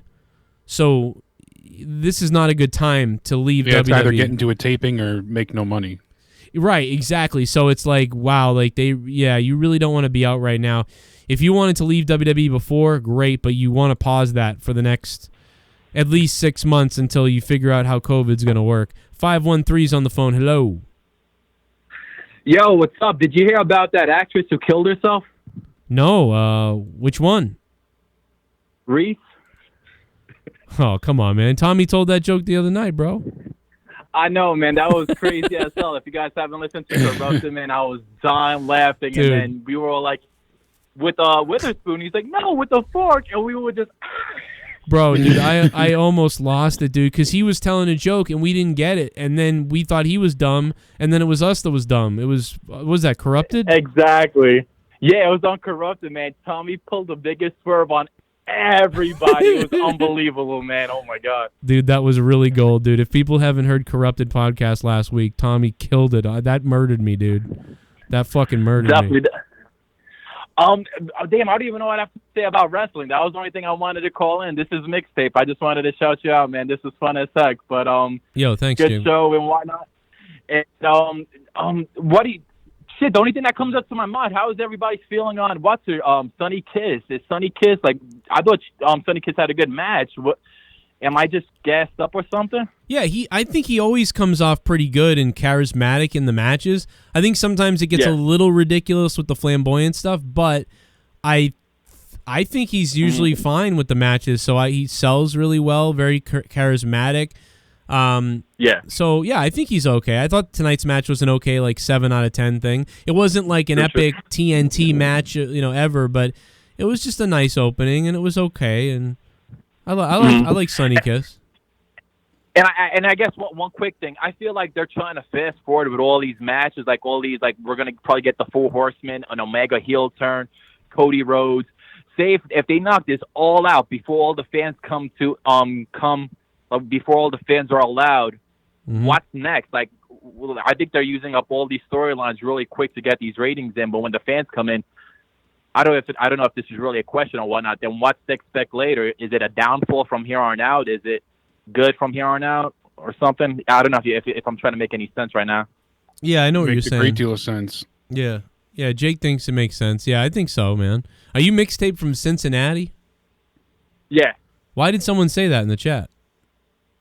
Oh, shit. I don't even know. I'm looking a mixtape. Are you a DJ or something? Because he said 513. So I think World Tactics is from OTR over the run. He'll probably know what I'm talking about. Oh, yeah. 75. Yeah, so and then there you go. Yeah. And then what else was I about to say? But yeah, that's damn. I always call up and I'm like, I got something to say, and then when I'm on there, I'm like, shit, I forgot everything. But dude, to be honest, bringing up that corrupted shit was great because I forgot how funny that was, and I'm gonna listen to that later, dude. And it's a great plug for the Patreon because it's fucking hilarious, dude. Mixtape, man. Thank you, dude. I'll check your YouTube channel out again. He's got a great point there too. Yeah, he really does. It makes a great standing point because they're burning through storylines. Like I said, they're not letting things, boil and fester and build up over time. So what's going to be left? Look at prime example, Matt Hardy came in with this huge bang and went out with a whisper. We haven't seen or done anything with him because now he's with Private Party. He was supposed to have the match with Sammy, and that didn't happen. It got replaced, and then from there, nothing. So I feel like they should have been able to do all the delete stuff with him and all these crazy stories at his home. I don't understand why that's not happening. I don't. Yeah, we're getting nothing. Maybe they're just waiting for fans to be involved, and they think like it's not worth it in the interim. Because he came right as the fans stopped. As soon as they had to do the empty arena shows, let's unveil Matt Hardy. They also so terrible timing, but they might have also had to pick you either stay in Florida or go home. We can't keep doing back and forth. So yeah, because you have to quarantine every single time you leave Florida now. Maybe that's what happened. Maybe he went back and now he's quarantining, and so then he'll be back. But I don't. But he could just do stuff at home, and it'd be cool if he did an invasion angle. Imagine if the show started with a wrestler, we're going to break into this guy's house, we're going to get in, we're going to document all this because we're going to get everything, and we're going to be the ones that, and you're like, what is this guy doing? Whose house is he breaking into? And then it turns out it's Matt Hardy's. And, then they're playing piano. And the whole episode, they keep going back to this story of this guy, wrestler, trying to break into Matt Hardy's house to be famous. And then at the end, Matt Hardy, deletes him and stuff like that. And just stupid shit like that. I'd like to see that stuff. And I don't know. I don't know why they aren't doing that. Unknown caller, hello. Hey, what's up, Joe? What's going on, man? Hey, man. All right, so I've been a wrestling fan for a long time.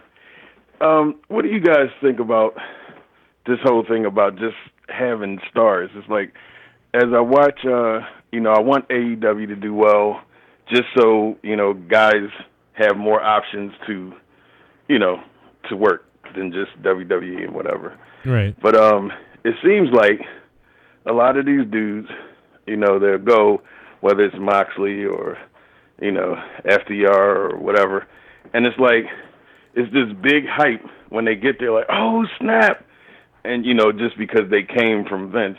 And then it's like, after they get there and have to stand on their own for a while, it's like, I'm just, being honest, I don't ever see myself like, oh, shit, I got to make sure whatever I'm doing tonight, I got to be sitting in front of the TV for Moxley's match or, whoever. And it's like, I kind of feel bad because I want these dudes to be who they say that they weren't allowed to be in other places. But it's like, I don't really feel the star power. You know what I'm saying? Yeah, I mean, I felt this way a little bit with WCW back in the day when guys would come over or whatever. They didn't feel like Bret Hart felt like he dropped a step in WCW, and other guys felt like they dropped a step. But when Hall and Nash showed up, it felt like they were elevated and they became bigger somehow a little bit. So I kind of see what you're saying. I think it's the same thing as when NXT people come up to the main roster on WWE and guys are like, I can't wait till this group comes up or that guy comes up and this guy comes up. And I'm always like, why? They're going to come up and like 80% of the time it sucks. Yeah, so, and you know how, thing. and they normally make it seem like, oh, it's because of Vince and the writers and this and that. And it's like, now I'm looking at these guys playing in a whole different pond. And it's like the same shit. And then my litmus test for this is, it's like, okay, ever since the Rock and Stone Cold and Cena and like all the big names, and you know those guys are still, their shadow's still looming over.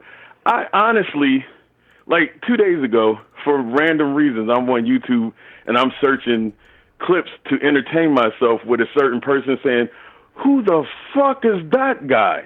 And it's like, Conor McGregor, you know, just as UFC, he's way bigger than any fucking wrestler in the last 10 to 12 years. Is like, yeah, can't they get, besides, and I'll actually say, as much as people hate Enzo Amore, he's about the only person I saw that really had a half a ounce of personality that actually made me be like, you know what, I actually want to see what this motherfucker was. I mean, he self-destructed, but still. Yeah, you no, know, he was good. He had something going on the mic, and yeah, dude, I thought he was great. The fact that he's not working in the WWE with his mic skills is crazy, but his in the ring skills weren't the greatest. But he should be in WWE in some way. So I don't think he would have been the savior of everything, but he would have been. He could have been somebody like who gets over like Orange Cassidy in a way. You see what I'm saying in terms of like, you know, even people that didn't even watch UFC.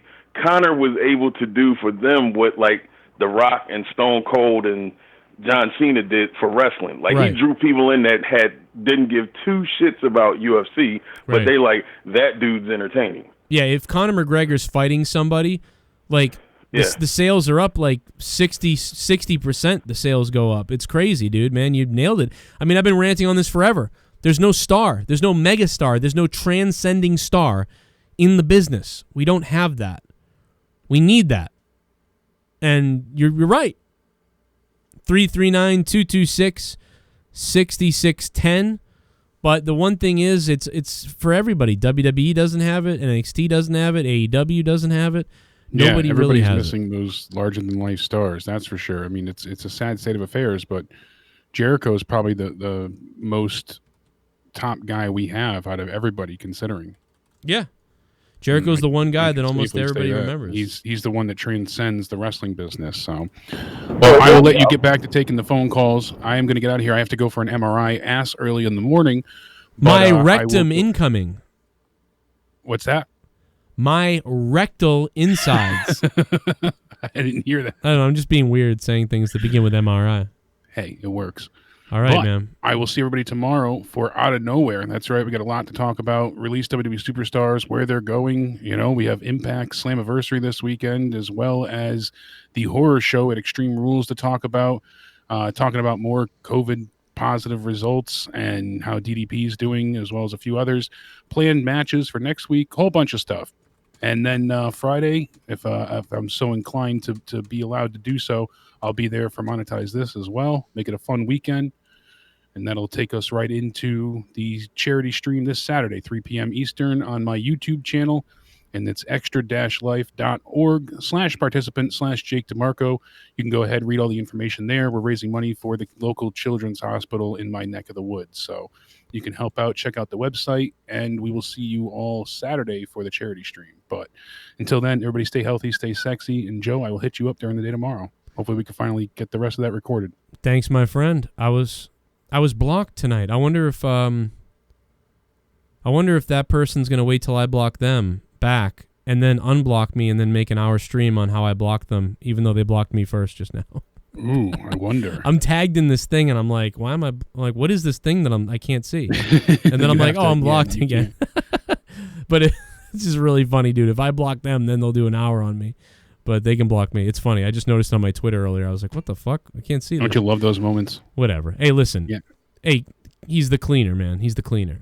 You go clean that asshole. I'm coming on your ass, Ray. I'm coming for that ass. Ooh, I will. I'll keep it clean and sexy. So good luck in your MRI. I'm gonna sneak into the booth with you, and I'm gonna start eating your leg while you're in the MRI machine. All right, Jake. Well, listen, man. Alrighty. I love you, brother. Much love, baby. Everybody have a great night. Stay sexy. Stay healthy. All righty. You stay healthy. We'll talk to you tomorrow. Out of nowhere tomorrow, everybody. We're staying on, though. Big I got night. phone calls. If you guys want to get a dono in, get it in. I'll take more donos if you want. We're always open for business as I do my taxes. 412's on the phone. Hello. Hello. Oh, I got to say, I give AEW about a 6 out of 10 tonight. But to be honest, I think it fell about as flat as Jim Ross's wife did. Oh, my God, no. All right, come on. Ah! That's fucked. You ridiculous piece of shit. Where's the fucking music? 478, hello. Hello, how you doing? What's going on, man? You're live on the Joe Cronin Show, and I have a basket on my head. How are you doing? I am doing great. The show was great tonight. It was okay, but I got a question there of their booking. Yeah, I got you. Okay. Yeah, I ain't got no problem with Cody, Young Bucks, and Kenny. I think they're all great guys. Sometimes their booking is good. Sometimes it ain't. Yeah, it's a little weird sometimes. I agree. So a lot of times they do good things, but sometimes it's like, what are they doing? But that's how it goes, I guess. But yeah. Okay, let me solve this issue for you. All right. Let's say somebody like a Paul Heyman is pissed off because right now the way how the WWE did him, it kind of pissed me out as a fan. Yeah, it was a stupid move for them to fire him for that position. Okay, let's say that Paul Heyman is mad and he want to lead the WWE. If I was Tony Khan, I would be on that phone and say, look, you want to be the head booker? You want to be the head producer of the show? Give him the money. Let him get that position. I think if they would do that, I think you would see some kind of improvement on Dynamite. That's what I would do. I would see what I would like to see, like you just said. I would like to see Paul Heyman in AEW to help develop the characters. You remember how Paul Heyman used to develop ECW characters? Yes, sir. That would be really cool, like if he was in AEW to help develop the characters. And he did really well developing all kinds of different characters in ECW, all different walks of life people and stuff like that. So he could be I think, a helpful thing for them. I don't think he necessarily would be the head booker because I think a lot of guys want to put input in. I think right now they're sort of like they're all like kind of co-head booking there, but it works as opposed to WWE. And they're kind of booking themselves with the overall booking ideas of Tony Khan and everybody. So I think Paul Heyman would be good sitting in on those discussions to give his input and would be good really working like Dusty Rhodes worked with talent in NXT. Paul Heyman could kind of work with talent in AEW. So, yeah, you're right. That'd be awesome if AEW got Paul Heyman, but I think Vince would be really stupid to let him go, and that's why I think they talked about, he's going to focus on his on-screen character, which, by the way, I believe means he'll show up when Brock Lesnar does and get paid to stay home. But that's stupid. Now when I heard that, like on-screen talent, what kind of talent do you have? He was just an advocate for Brock Lesnar. He was just a talker for Brock Lesnar. That's all he was. But at the end of the day, if wrestling fans would have common sense, if you were Paul Heyman's shoes, would you stay there in the WWE after what they did to me? No. Yeah, but I wouldn't stay there. I wouldn't. But Vince is going to lock him up as much as he can. He'd probably overpay him. You know, I mean, because Vince would be dumb to let him go right now. So I could see Vince just paying him so much money to just stay home, and he'll probably take it. He might take it. Now, how long he takes it for, I don't know. But right now, he's sitting at home collecting a lot of money, and Vince can't let him. Vince has to be careful not to let him go. I mean, Tony Khan the other day has Eric Bischoff on his show with him. So now Tony Khan is flirting with Eric Bischoff now. He's going to get Eric Bischoff. He was on his show the other day. Oh, no. He's coming, I'm telling you. Please, God. And you know what? AEW doesn't have a guy to be like the guy, like the Vince McMahon or they don't have the general manager guy. Dude, I'm telling you, dude. I know that people don't want to hear that, but I don't know, dude. Like, I think Eric Bischoff, I don't know, dude. Like, he might be coming. Okay, I'll put it like this. If they hire Eric Bischoff, hire him Captain Insano. as an on-screen talent. But for running AEW, keep him away. Just like you said, break him like a general manager or something like that. Uh-huh. You know what I'm saying? I mean, just do that. But I want Paul Heyman in AEW. Because why? Paul Heyman is in touch with the wrestling business and what's going on in the wrestling world today. He's not like Jim Cornette. He's not like Vince McMahon. He's not like Eric Bischoff. To me, let me tell you, let me put it like this. If people go back the days of SmackDown, when they had the brand split, when he was the head booker of SmackDown, tell me that wasn't the best wrestling that time, during that time when he was the head booker of SmackDown. Was that Beetlejuice on the phone or the When he was over there, the head booker of SmackDown, it was really good. Oh, yeah, dude. I mean, and he's capable of carrying the whole thing.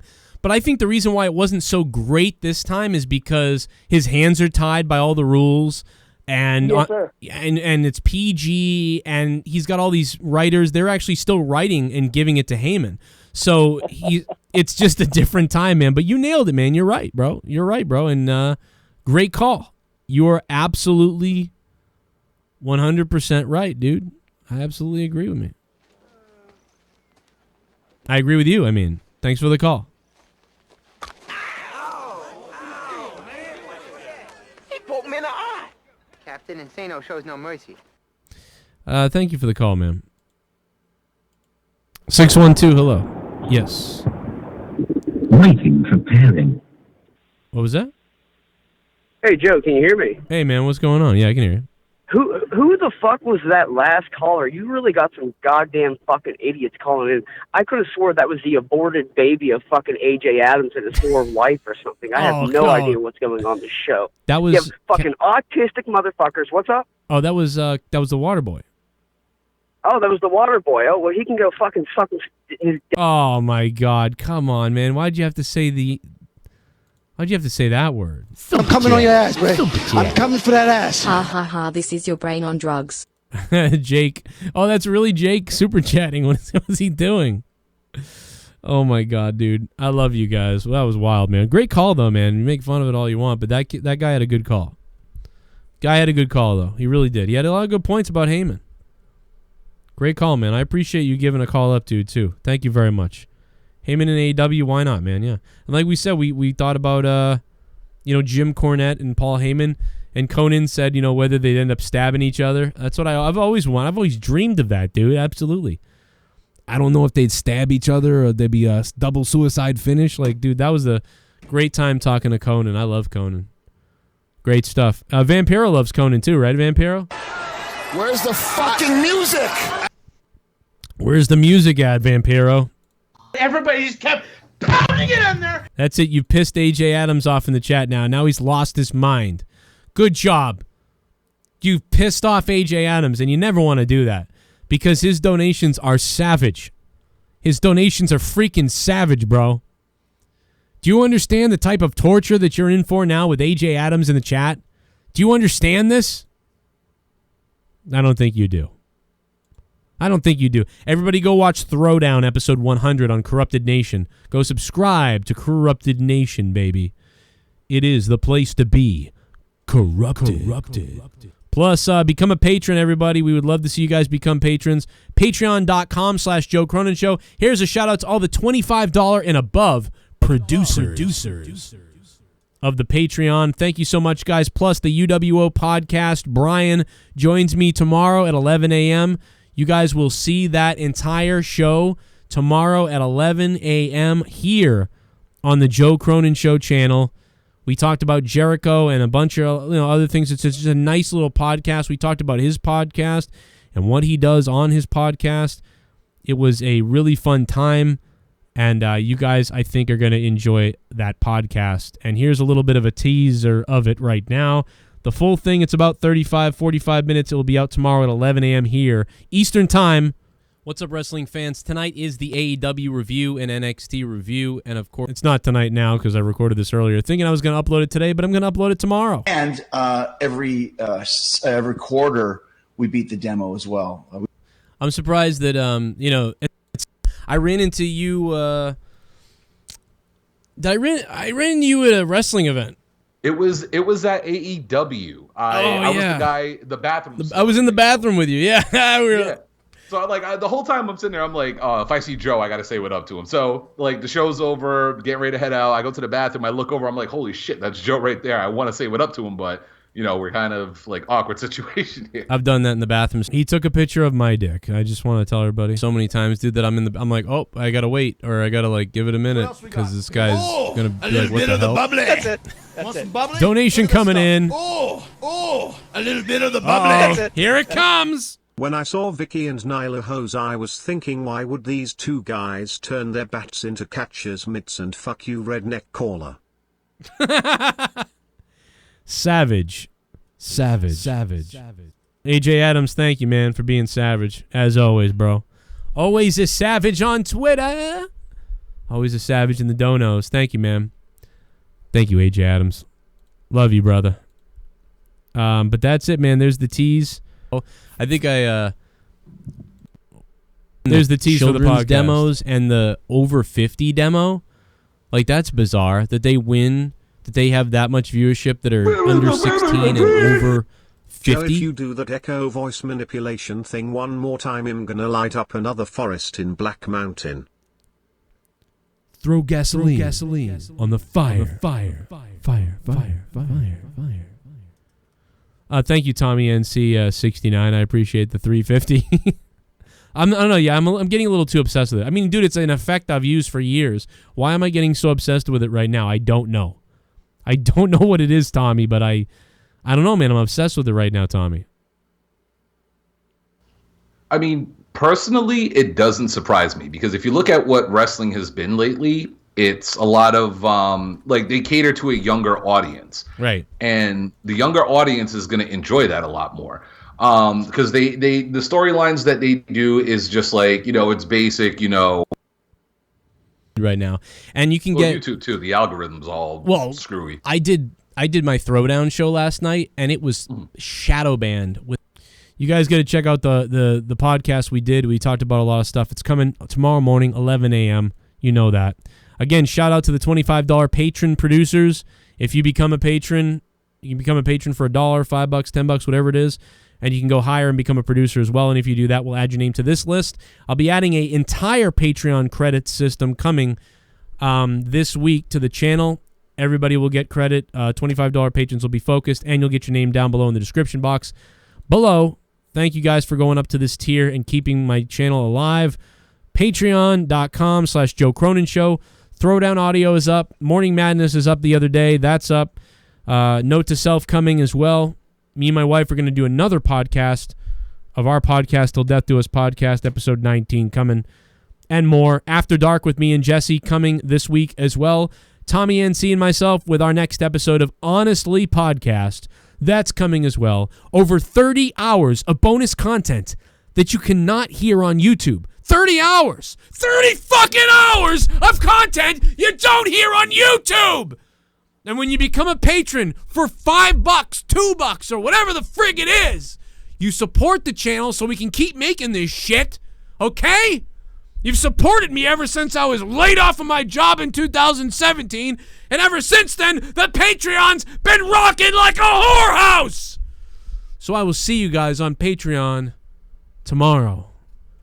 And I did a live broadcast from there today called Cronin Speaks again, and that's available too. There's so much content, my asshole's bleeding. So go to Patreon and check it out. And keep this friggin' show going. And now I'm out of here. For real this time.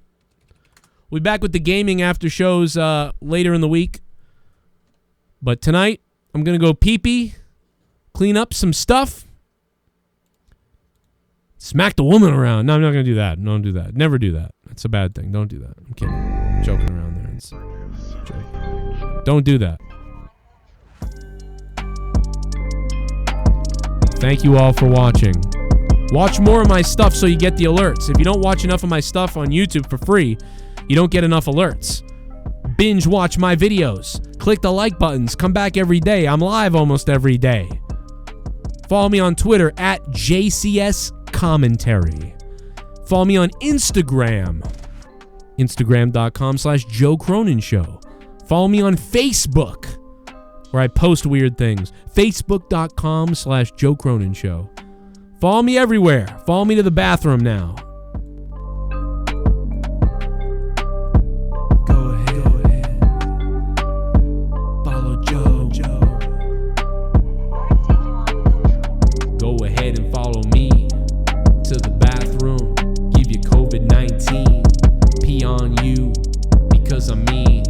I'll slap your face. Put you through a screen, through a glass window, right into the ground. Cut your arms off, cut them down.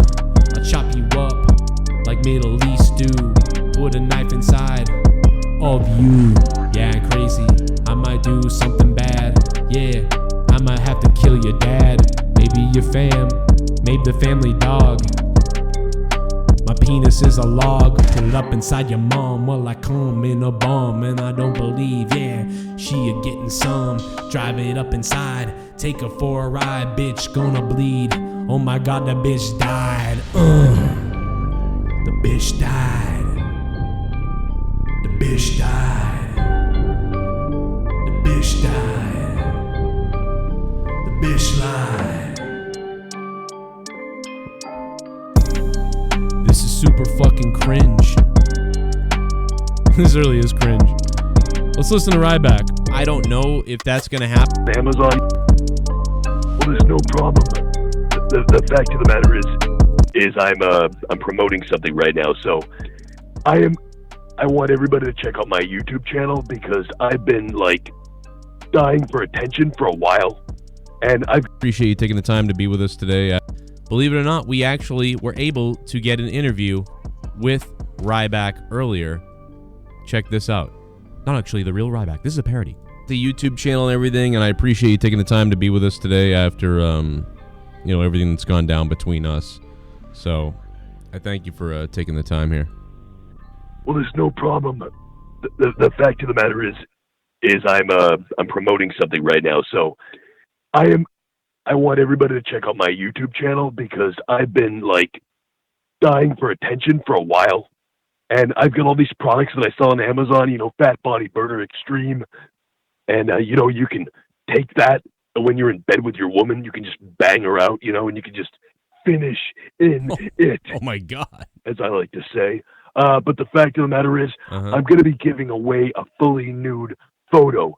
Like, there's going to be photos of my cock and my balls. Whoa. And you're going to be able to finish on it. Yeah. Going to be really good. It's going to be something. I mean, if you're under 18, definitely you don't want to be a part of this. But if you're old enough, I will send you a full-on zoom in of my dick. Whoa, Ryback! Whoa, that's crazy news. So we're going to actually be able to see a full-on shot of your private parts and other things like that. That's telling. Oh yeah, like I've got nipple shots too, dude. I've got zoom-in shots on my cock and all kinds of other things like that. And the fact of the matter is, you're going to be able to get it all for free. Just go to I'm doing a giveaway. I'm going to give away a mold of my cock, a mold of my dick. It's been inside Vince McMahon. It's been inside of all kinds of other things. You can just put it in your side yourself and you can be like, oh yeah, shell shock. Well, hey, Ryback, grundle. Oh, God.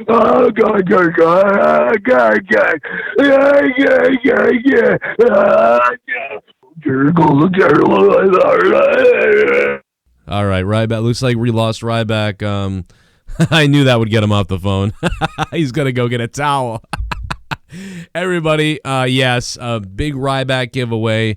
His nudes and something, I don't even know what's going on. It's quite the bizarre thing. But, you know, about Joe Cronin, he's going to be, looks like it's just a promote. About Joe Cronin, like I could care less. I'm not really a fan of Joe Cronin, but definitely not a fan. He thinks he's Howard Stern, and he's got a cool way of talking in the microphone, and he's a very shock jock or whatever. But I have to explain, he looks like one of those guys from Long Island that wants to be a white rapper. That guy is retarded, and yeah, I could care less about him, dude. This is the Epic Voice Guy. You're listening to The Joe Cronin Show